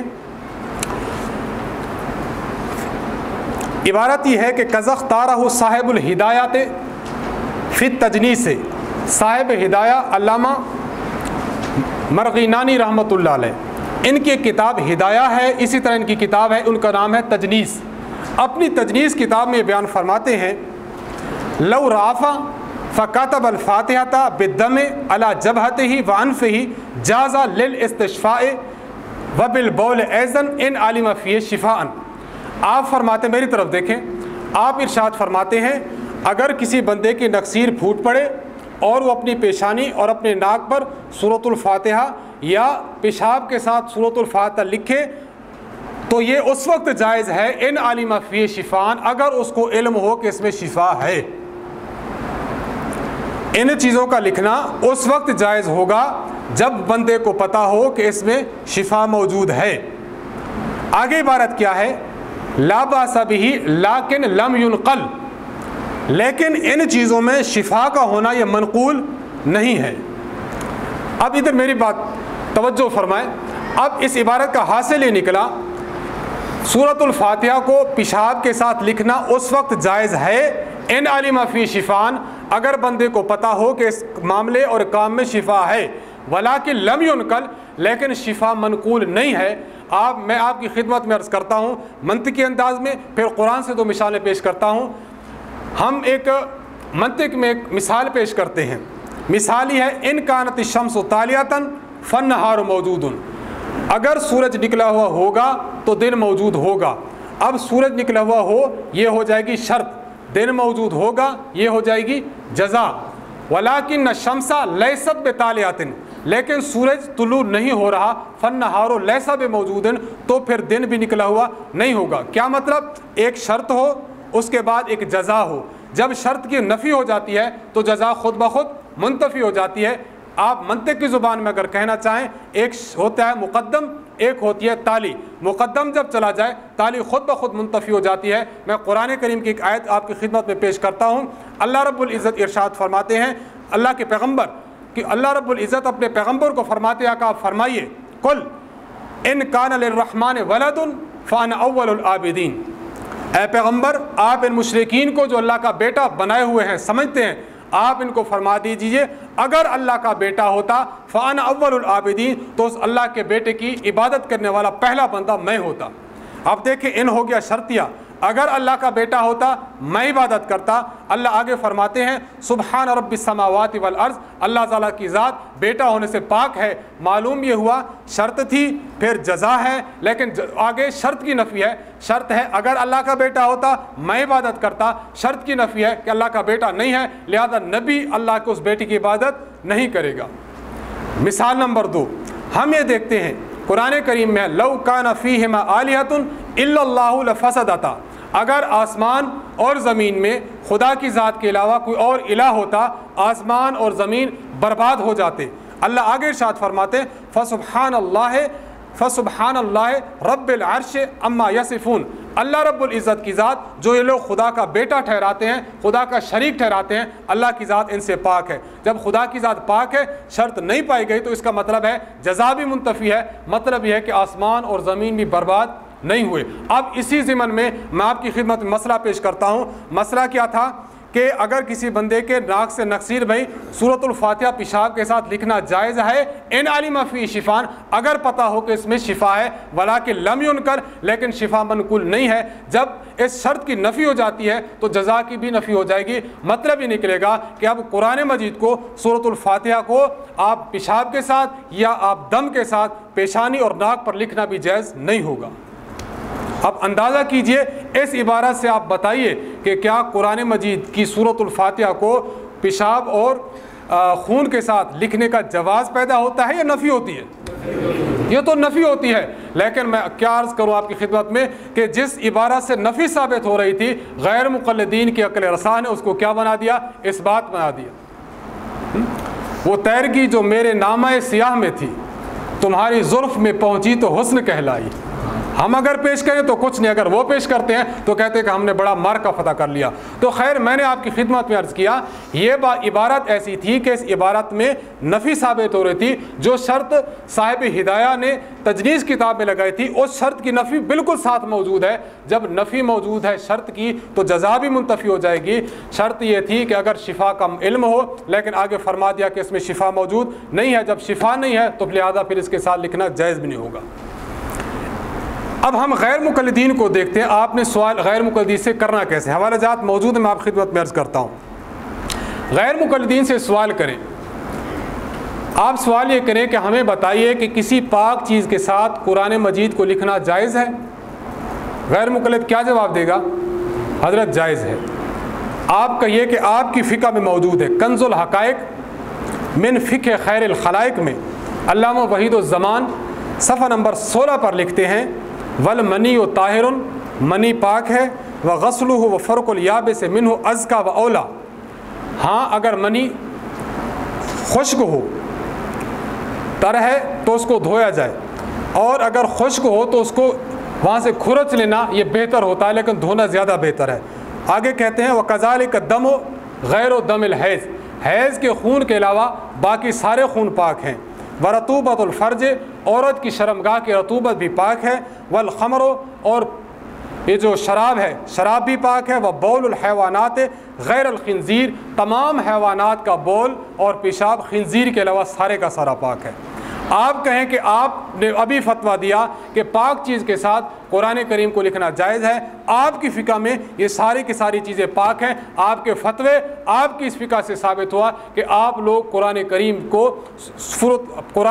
کو ان بول کے ساتھ اور اسی طرح رطوبت فرج کے ساتھ، اسی طرح خنزیر کے علاوہ دیگر حیوانات کے بول کے ساتھ لکھنے کے آپ قائل ہیں، لہذا قائل تو آپ تھے، آپ نے فقہ حنفی پر خامخواہ کا الزام تھوپ دی، آپ نے ہم پر خامخواہ کا الزام تھوپ دیا۔ اسی طرح آپ دیکھیں نظر الابرار میں علامہ وحید الزمان لکھتے ہیں وَكَذَلِكَ فِي الْبَوْلِ الْكَلْبِ وَخَزَائِهِ، اسی طرح بعض لوگ اختلاف کرتے ہیں کتے کے پیشاب اور کتے کے لید میں کہ یہ پاک ہے یا نا پاک ہے۔ علامہ صاحب خود کہتے ہیں وَالْحَقُّ أَنَّهُ لَا دَلِيلَ عَلَى النِّجَاسَةِ، حق بات یہ ہے کہ اس کی نجاست پر کسی دلیل موجود نہیں ہے۔ تو دیکھیں آپ تو ان چیزوں کو پاک کہتے ہیں، تو آپ خود فتویٰ دیتے ہیں کہ پاک کے ساتھ قرآن لکھنا جائز ہے، اس کا مطلب یہ نکلا کہ قرآن کریم کی توہین کے مرتکب آپ خود ہو رہے ہیں، سمجھ گئے؟ تو خلاصہ خیر میں نے آپ کی خدمت میں عرض کیا، میں خلاصہ دوبارہ دہرا دوں کہ غیر مقلدین کا جو اعتراض تھا کہ فقہ حنفی میں موجود ہے کہ قرآن کریم کی آیت سورۃ الفاتحہ کو پیشاب کے ساتھ اور اسی طرح خون کے ساتھ لکھنا جائز ہے، ہم نے تفصیل کے ساتھ بیان فرما دیا کہ قرآن و سنت کے دلائل تو یہ بتاتے تھے کہ جائز ہو، فقہ حنفی پھر بھی فرماتی ہے کہ جائز نہیں ہے۔ تو بتاؤ جو فقہ قرآن کریم کو بغیر وضو چھونے کو جائز قرار نہیں دیتی، وہ اس فقہ کے متعلق یہ بات آپ کیسے ذہن نشین کر سکتے ہیں کہ وہ فقہ قرآن مجید کو ان غلیظ چیزوں کے ساتھ لکھنے کی قائل ہو سکتی ہے؟ نمبر 2، دوسرا مسئلہ سمجھیں، آپ نکالیں صفحہ نمبر 12۔ صفحہ نمبر 12 میں ایک اعتراض ہے، ایک اعتراض یہ بھی کیا جاتا ہے کہ فقہ حنفی میں بات موجود ہے کہ امام اس بندے کو بنایا جائے کہ جس بندے کی بیوی خوبصورت ہو۔ غیر مقلد کہتے ہیں کہ اس کا مطلب یہ نکلا کہ سارے کے سارے محلے کے بندے جمع ہو گئے اور کہنے لگے ہاں بھی بیوی سب کی چیک کرو، بیویاں آگے لین میں لگ جائیں، ہاں بھی فلاں مولانا صاحب کی بیوی خوبصورت ہے لہذا حضرت آئیے تشریف لائیے اور امامت فرمائیے، اور اس مسئلے کو اپنے اسٹیج پر اتنا گندی زبان میں بیان فرماتے ہیں کہ الامان والحفیظ۔ میں آپ حضرات کی خدمت میں عرض گزار ہوں کہ انشاءاللہ العزیز ہم پیش کریں گے کہ مسئلہ اصل ہے کیا، غیر مقلد سمجھا کیا ہے، قرآن و سنت اس بارے میں کیا بتاتا ہے۔ مسئلہ جب آپ کی خدمت میں واضح ہوگا آپ کو پتہ چلے گا کہ غیر مقلد اس مسئلہ کو جو تضحیق کا نشانہ بناتے ہیں، طعن و تشنیع کا نشانہ بناتے ہیں، وہ کتنے پانی میں ہیں۔ پہلی بات آپ یہ سمجھیں، امام کا پاک دامن ہونا، عفیف ہونا، عزت والا ہونا، یہ ہر ایک کے ہاں مطلوب بات ہے۔ ہر بندہ چاہتا ہے کہ امام اچھا ہو، عفیف ہو، پاک دامن ہو، اس پر کسی قسم کا کوئی الزام نہ ہو، اس پر کسی قسم کا کوئی اعتراض لگانے والا نہ ہو، یہ ہر بندہ چاہتا ہے۔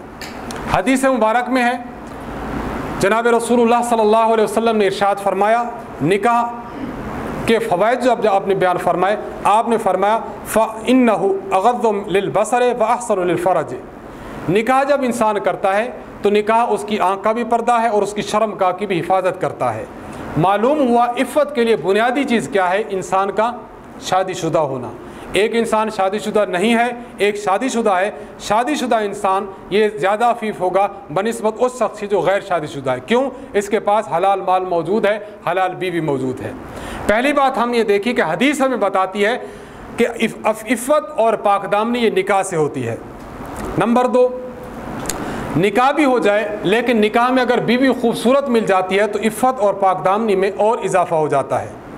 علامہ شامی رحمۃ اللہ علیہ بڑی عجیب بات فرماتے ہیں، آپ فرماتے ہیں لِأَنَّهُ غالباً يَكُونُ أَحَبَّ لَهَا وَأَعَفَّ لِعَدْمِ تَعَلُّقِهِ بِغَيْرِهَا، بندہ جب اپنی بیوی خوبصورت ہوتی ہے، اپنے تمام کے تمام دلی محبتیں، اپنی تمام کے تمام دلی تعلقات اسی بیوی کے ساتھ قائم کرتا ہے، کسی اور کی طرف نہیں دیکھتا، لہذا جب تمام تعلقات خوبصورت بیوی ہو، نکاح ہو اور بیوی کی طرف میلان ہو تو اس سے پتہ ہی چلے گا کہ اس میں عفت اور پاک دامنی سب سے زیادہ ہو جاتی ہے۔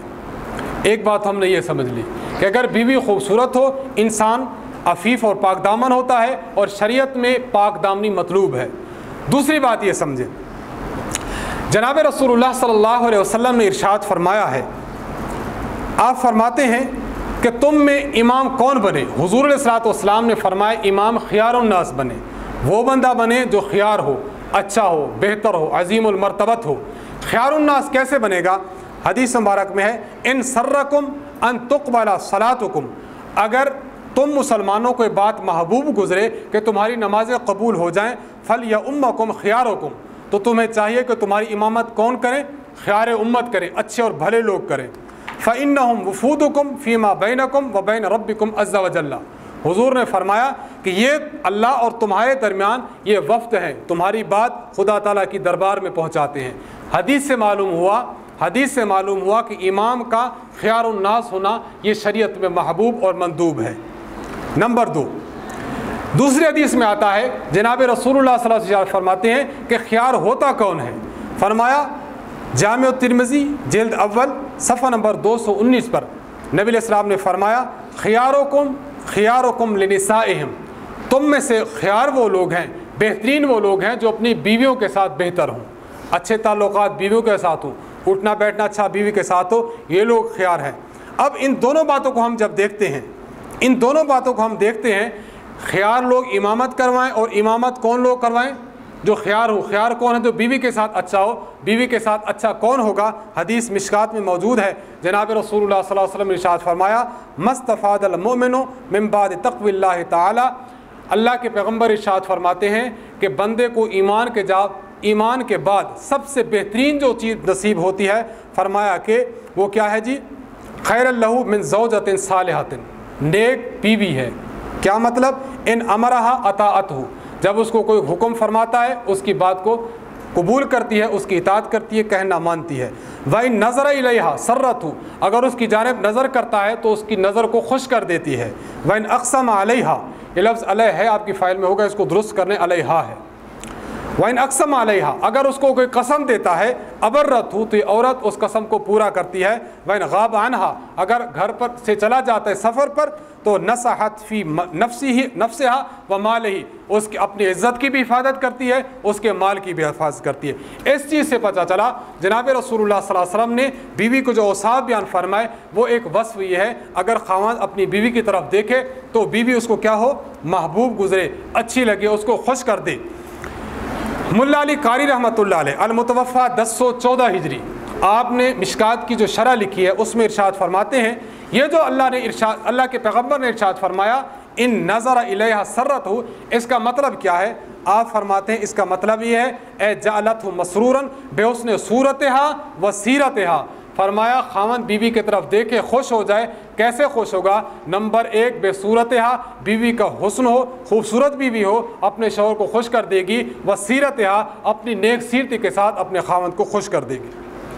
ان تمام احادیث سے میں 2-3 باتیں دوبارہ عرض کرتا ہوں تاکہ ہمیں پتہ چلے کہ ہم شروع کہاں سے ہوئے تھے۔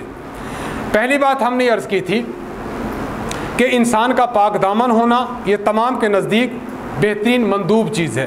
پاک دامن کب ہوگا؟ جب بیوی کے ساتھ تعلقات اچھے ہوں، اپنی نیک عورت اس کے نکاح میں آ جائے۔ نمبر 2، اللہ کے پیغمبر ارشاد فرماتے ہیں کہ آپ کے امام خیار بنے۔ تمام احادیث کو جوڑتے جائیں، خیار کون لوگ ہوتے ہیں؟ کہ جو اپنی بیویوں کے ساتھ اچھے ہوں۔ اور آپ نے ملا علی قاری رحمۃ اللہ علیہ کی عبارت دیکھ لی جس سے پتہ یہ چلا کہ اگر بیوی خوبصورت ہوگی تو امام اس کے ساتھ تعلق اچھا ہوگا، عفیف اور پاک دامن ہوگا۔ اب میں آپ کی خدمت میں عرض کرتا ہوں بیوی کا خوبصورت ہونا یہ کس بات کی علامت ہے کہ انسان کیا ہے؟ پاک دامن ہے۔ بیوی کا خوبصورت ہونا یہ اس بات کی علامت ہے کہ انسان پاک دامن ہے۔ اب ہم یہ دیکھتے ہیں عرب محاورات میں بعض ایسے محاورات چلتے ہیں، ایسے کنایات چلتے ہیں، آپ کو دکھائی کوئی چیز جاتی ہے لیکن اس کی مراد کچھ اور ہوتی ہے۔ میں 2-3 مثالیں پیش کروں گا تاکہ آپ کو بات سمجھ آئے۔ ہم اور آپ سنتے رہتے ہیں، عرب میں ایک محاورہ مشہور ہے، فلان یا زید کثیر الرماد، زید بڑی کیری والا ہے۔ کیری سمجھتے ہیں؟ جب آگ جلائی جاتی تو راکھ اڑتی ہے۔ زید ایسا ہے جس کے پاس بہت زیادہ راکھ ہے۔ اب آپ کہیں گے کہ زید راکھ والا، اس سے کیا سمجھ آتا ہے؟ لیکن یہ کنایا ہے کس بات سے؟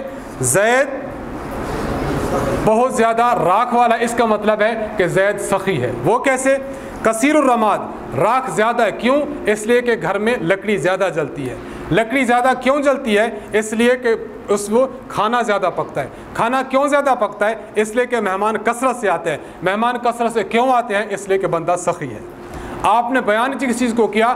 آپ نے کثیر الرماد، اس کی راکھ بہت زیادہ ہے لیکن مراد کیا تھی؟ اس کی مراد یہ تھی کہ وہ سخی ہونا چاہیے۔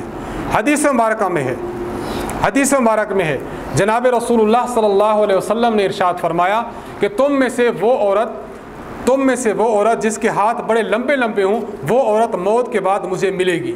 صحابیات میں سے سب نے اپنے ہاتھوں کو گننا شروع کیا اور دیوار کے ساتھ کھڑی ہو گئی کہ ہم میں سے کس کے ہاتھ زیادہ لمبے ہیں۔ جب جناب رسول اللہ صلی اللہ علیہ وسلم کی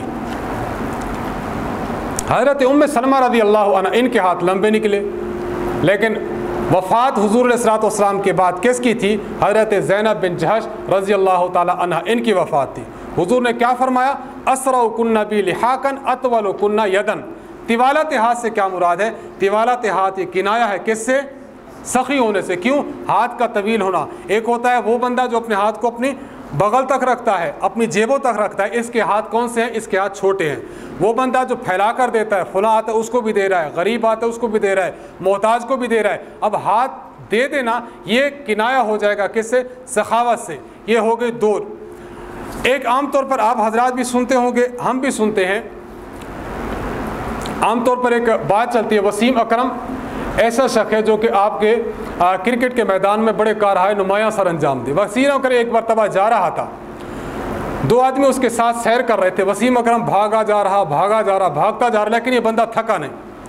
اب جو دوسرے لوگ تھے وہ تھک کے بیٹھ جاتے ہیں، وسیم بھائی کے پاس ہے، اس سے پوچھا وسیم بھائی آپ تھکتے نہیں؟ وسیم اکرم نے کہا جی میں سگریٹ نہیں پیتا۔ کیا کہا؟ میں سگریٹ نہیں پیتا۔ سوال کیا تھا؟ آپ تھکتے نہیں؟ جواب دیا کہ میں سگریٹ نہیں پیتا۔ یہ وہ مثال ہے جو آپ ان افراد کو دے سکتے ہیں کہ جو اسکول اور کالجز کے ہیں، وہ اس بات کو زیادہ سمجھتے ہیں۔ وسیم اکرم کو آپ سے زیادہ وہ جانتے ہیں، اس کی کرکٹ کو آپ سے زیادہ وہ جانتے ہیں۔ اس لیے استاد مکرم یہ بیان فرماتے ہیں کہ آپ عوام الناس میں جب کام کریں مثالیں وہ دیں جن کو عوام بھی سمجھے۔ ہمارے ہاں ایک مثال چلتی ہے، ایک کو کہتے ہیں دلیل، ایک ہوتا ہے ڈھنگوسلا۔ دلیل ہوتی ہے جو گفتگو سمجھ آئے، ڈھنگوسلا ہوتا ہے جو دلائل کی بنیاد ہوتے بس گرانا ہوتا ہے اس کو۔ استاد جی جب اس کی مثال عوام الناس میں دیتے ہیں، استاد جی بیان فرماتے ہیں کہ دیکھیں ایک آدمی ہوتا ہے جو بال کرتا ہے وہ ٹھیک ہوتی ہے، ایک وہ ہوتا ہے جو وٹا بال کرتا ہے۔ اب ایک بات جو ٹھیک کرتا ہے وہ تو بات سمجھ آتی ہے، جو وٹا بال مارتا ہے، وٹا بال ایسی ہے جس کو اسکول اور کالج کے بندے اور عام الناس بالکل جان لیتے ہیں۔ لہذا عوام الناس کے سامنے استاد مکرم فرماتے ہیں مثالیں ایسی پیش کی جائیں جس کو عوام سمجھے۔ آپ نے مثال کیا پیش کی؟ مثال یہ پیش کی وسیم اکرم کو کہا گیا کہ آپ تھکتے نہیں؟ انہوں نے کیا کہا؟ جی میں سگریٹ نہیں پیتا۔ سوال کیا تھا؟ تھکتے نہیں؟ جواب ہے سگریٹ نہیں پیتا۔ سمجھے جو بات میں عرض کرنا چاہتا ہوں؟ میں سگریٹ نہیں پیتا، جو بندہ سگریٹ نہیں پیتا وہ تھکتا نہیں ہے۔ یہ سگریٹ نہ پینا کنایا تھا کس سے؟ تھکنے سے۔ کیوں؟ جو بندہ سگریٹ پیتا ہے اس کے پھیپھڑے کمزور ہو جاتے ہیں، پھیپھڑوں کے اندر ہوا کی آمد و رفت بہت کم ہو جاتی ہے، اس کا سانس پھولنا شروع ہو جاتا ہے۔ جب سانس پھولے گا تو جسم کے قوا کمزور ہو جائیں گے، جب دوڑے گا تو دوڑ نہیں سکے گا، جلدی تھک جائے گا۔ لہذا سگریٹ نہ پینا یہ کس سے کنایا تھا؟ یہ کنایا تھا یہ کنایا تھا جلدی نہ تھکنے سے۔ تو میں نے تین مثالیں آپ کی خدمت میں عرض کی ہیں کہ بعض دفعہ ایسا ہوتا ہے بیان کسی چیز کو کیا جاتا ہے، مراد کچھ اور ہوتی ہے۔ اب ہم دیکھتے ہیں فقہ کی عبارت میں موجود ہے ثم الاحسن زوجتن، امام پھر اس کو بنایا جائے کہ ثم الاحسن زوجتن، احسن زوجتن کا یہ معنی ہرگز نہیں ہے امام کو لایا جائے اور بیویوں کو قطار میں کھڑا کر دیا جائے، چیک کرا لی جائے، بلکہ اس کا مطلب صرف اور صرف یہ ہے کہ امام ہمارے جو فقہ یہ بتانا چاہتی ہے ثم الاحسن زوجتن کہ امام ایسا ہو جو پاک دامن ہو۔ امام کیسا ہو؟ پاک دامن ہو۔ امام کی پاک دامنی بتانا مقصود تھی، ہرگز یہ بتانا مقصود نہیں تھا کہ امام کی بیویوں کو لایا جائے اور لا کر چیک کیا جائے۔ اس پر میں ایک واقعہ عرض کرتا ہوں۔ استاد مکرم مولانا محمد الیاس گھمن دامت برکاتہم فرماتے ہیں کہ میں ایک جلسے میں خطاب کر رہا تھا، خطاب کے دوران میرے پاس ایک چٹ آئی کہ آپ کی فقہ حنفی میں غلاظت ہے۔ کیوں؟ آپ کے ہاں فقہ حنفی میں یہ امامت کی شرط موجود ہے کہ امام اس کو بنایا جائے جس کی بیوی خوبصورت ہو۔ اب ظاہری بات ہے عوام کے سامنے جب آپ بیان کریں، آپ سٹیج کی زبان بولتے ہیں، وہ زبان الگ ہوتی ہے۔ درسگاہ میں جب آپ بیٹھنا چاہیں سمجھنے اور سمجھانے کے بعد یہ بات بالکل الگ ہوتی ہے۔ استاد جی فرمانے لگے کہ میں نے یہ جواب دیا کہ دیکھو اللہ رب العزت کروڑوں رحمت نازل فرمائے امام اعظم ابو حنیفہ رحمۃ اللہ علیہ کی قبر پر۔ امام ابو حنیفہ رحمۃ اللہ علیہ کا تقویٰ جس طرح بڑا تھا، امام ابو حنیفہ کا علم جس طرح بڑا تھا، امام ابو حنیفہ بہت بڑے ولی بھی تھے، صاحب کشف اور صاحب کرامت بھی تھے۔ آپ کو کشف ہو گیا تھا 14ویں صدی میں ایک ایسا فرقہ آئے گا کہ جو اپنا مسلک کی ترویج اور مسلک کی اشاعت کے لیے دلائل سے جب عاجز آ جائیں گے وہ لڑکیاں اور عورتیں پیش کرے گا، تو امام صاحب نے فرمایا اپنے مسلک پر پکے رہنا، اپنی بیوی خوبصورت ہو، اپنا مسلک تبدیل کرنے کی حاجت نہ پڑے۔ اب ظاہری بات ہے ٹکور ہوئی نا جی، جب ٹکور ہوتی ہے تو رکوا کے میرا کہ بھائی جواب ہو گیا۔ استاد جی خود فرماتے ہیں ہمیں یہ بات معلوم ہے اور ہم ان گھروں کو بھی جانتے ہیں، ان مساجد کو بھی جانتے ہیں، ان ائمہ کو بھی جانتے ہیں، سنوں نے صرف اور صرف عورت کے لیے اپنے مسلک کو تبدیل کر دیا، غیر مقلدوں نے عورت پیش کی، مسلک کے اہل حدیث قبول کر لیا اور ان کی عورت کو بھی قبول کیا اور ان کے پاس چلے گئے، صرف اور صرف بیوی کی وجہ سے۔ تو امام صاحب فرماتے ہیں بیوی اپنی خوبصورت ہو تاکہ مسلک تبدیل نہ کرنا پڑے۔ اور اس سے بڑھ کر میں ایک اور جواب دینا چاہتا ہوں۔ علامہ وحید الزمان غیر مقلد، علامہ وحید الزمان نے اپنی کتاب لکھی ہے نظر الابرار من فقہ النبی المختار، جلد اول اور صفحہ 96 پر علامہ وحید الزمان نے یہی عبارت وہاں پر لکھی ہے، ثم الاحسن زوجتاً، امامت کی جو شرائط بیان کرتے ہیں، پھر امامت کی شرائط کہتے ہیں ثم الاحسن زوجتاً، امام اس کو بنایا جائے جس کی بیوی خوبصورت ہو۔ اگر بیوی خوبصورت ہونے کا مطلب عفت اور پاک دامنی کے علاوہ آپ یہ لیتے ہیں کہ بیویوں کو قطار میں کھڑا کر دیا جائے، تو پھر ہم یہ کہتے ہیں کہ آپ کی فقہ میں بھی یہ موجود ہے، جو جواب آپ دیں گے وہی جواب ہماری طرف سے ہوگا۔ بات سمجھ آ گئی؟ تو خیر میں نے آپ حضرات کی خدمت میں اس نشست میں تقریباً 3 باتیں عرض کی ہیں۔ سب سے پہلے عرض کیا کہ فقہ ہے کیا بلا، فقہ ہے کیا چیز۔ آپ حضرات کے سامنے جو فقہ لگایا جاتا ہے، آپ فقہ کو سمجھیں۔ قرآن، حدیث، اجماع اور قیاس سے ثابت شدہ مسائل کا نام فقہ ہے۔ ان فقہ کی تدوین مختلف ادوار میں کیسے ہوئی اور اس کی جو تدوین کا ابتدائی صحرا ہے وہ حضرت امام اعظم ابو حنیفہ رحمۃ اللہ علیہ کے سر پر ہے۔ دوسرا مسئلہ میں نے ایک بیان کیا کہ غیر مقلدین جو ہم پر اعتراض کرتے رہتے ہیں، اس اعتراض کی حقیقت کیا تھی کہ ہماری فقہ میں اس بات سے بالکل منع لکھا ہے کہ سورۃ الفاتحہ کو خون اور پیشاب کے ساتھ لکھنا جائز ہو۔ اور تیسری بات کہ ہماری فقہ کے متعلق کہتے ہیں کہ آپ کے ہاں امامت کی شرائط میں سے یہ ہے کہ امام کی بیوی خوبصورت ہو، لہذا لین میں قطار بنا کر چیک کرتے رہو۔ ہم نے کہا نہیں، اس سے مراد عفت اور پاک دامنی ہے۔ حضرت اکاڑوی رحمۃ اللہ علیہ کی آخری بات میں نقل کر کے اپنی بات ختم کرتا ہوں۔ حضرت اکاڑوی رحمۃ اللہ علیہ فرماتے تھے اگر کوئی غیر مقلد آپ سے بات کرے کہ آپ کا یہ مسئلہ قرآن و حدیث کے خلاف ہے، آپ اس کو کہو کہ ہمارے اس مسئلے کا جو خلاصہ ہے وہ یہ ہے کہ امام عفت والا اور پاک دامن ہو۔ اگر آپ کو اشکال ہے کہ فقہ حنفی کا یہ مسئلہ قرآن و سنت کے خلاف ہے، ہم آپ کی خدمت میں عرض رساں ہیں۔ ہم یہ کہتے ہیں کہ آپ قرآن کی کوئی آیت یا حدیث مبارکہ میں سے ایک حدیث پڑھو جس میں یہ ہو کہ امام اس کو بنایا جائے جو زمانے کا مکار ہو، زمانے کا بدکار ہو، انتہائی فرسود آدمی ہو، اس کو امام بنایا جائے۔ ہماری فقہ کا مطلب یہ ہے امام وہ ہو جو پاک دامن ہو۔ اگر پاک دامنی قرآن و سنت کے خلاف ہے، آپ کے ذمہ یہ دلیل دینا ہے، آپ ایسی دلیل پیش کرو جس میں اللہ کے پیغمبر ارشاد فرمائے کہ امام اس کو بناؤ جو کہ انتہائی خراب آدمی ہو، انتہائی بیکار آدمی ہو، کردار اور کریکٹر کے اعتبار سے فرسود آدمی ہو۔ اگر آپ حدیث پیش کر دیں گے ہم اپنا مسئلہ قبول کر لیں گے، واقعی ہمارا مسئلہ قرآن و سنت کے خلاف ہے۔ اب دیکھیں نا، یہ دلیل ہم دے سکتے ہیں نا، اگر یہ آپ پیش کر دیں گے کہ اگر آپ کو ہمارے مسئلہ پر اشکال ہے یہ دلیل پیش کرو، تو انشاءاللہ العزیز غیر مقلد آپ کی بات کو بالکل ہی جواب نہیں دے سکے گا۔ دعا ہے اللہ تبارک و تعالیٰ سے کہ اللہ تعالیٰ فقہ حنفی کو مسائل کو سمجھنے کی ہمیں توفیق عطا فرمائے، اور وہ افراد جو فقہ حنفی کے خلاف دن رات اپنی محنت میں کوشاں ہیں، ہم یہ دعا کرتے ہیں کہ اللہ ہدایت نصیب فرمائے۔ اگر ہدایت نصیب ان کو نہیں ہو رہی تو اللہ رب العزت ان سے جو ہے ہمارے ان سے جان چھڑوائے۔ وآخر دعوانا الحمد للہ رب العالمین۔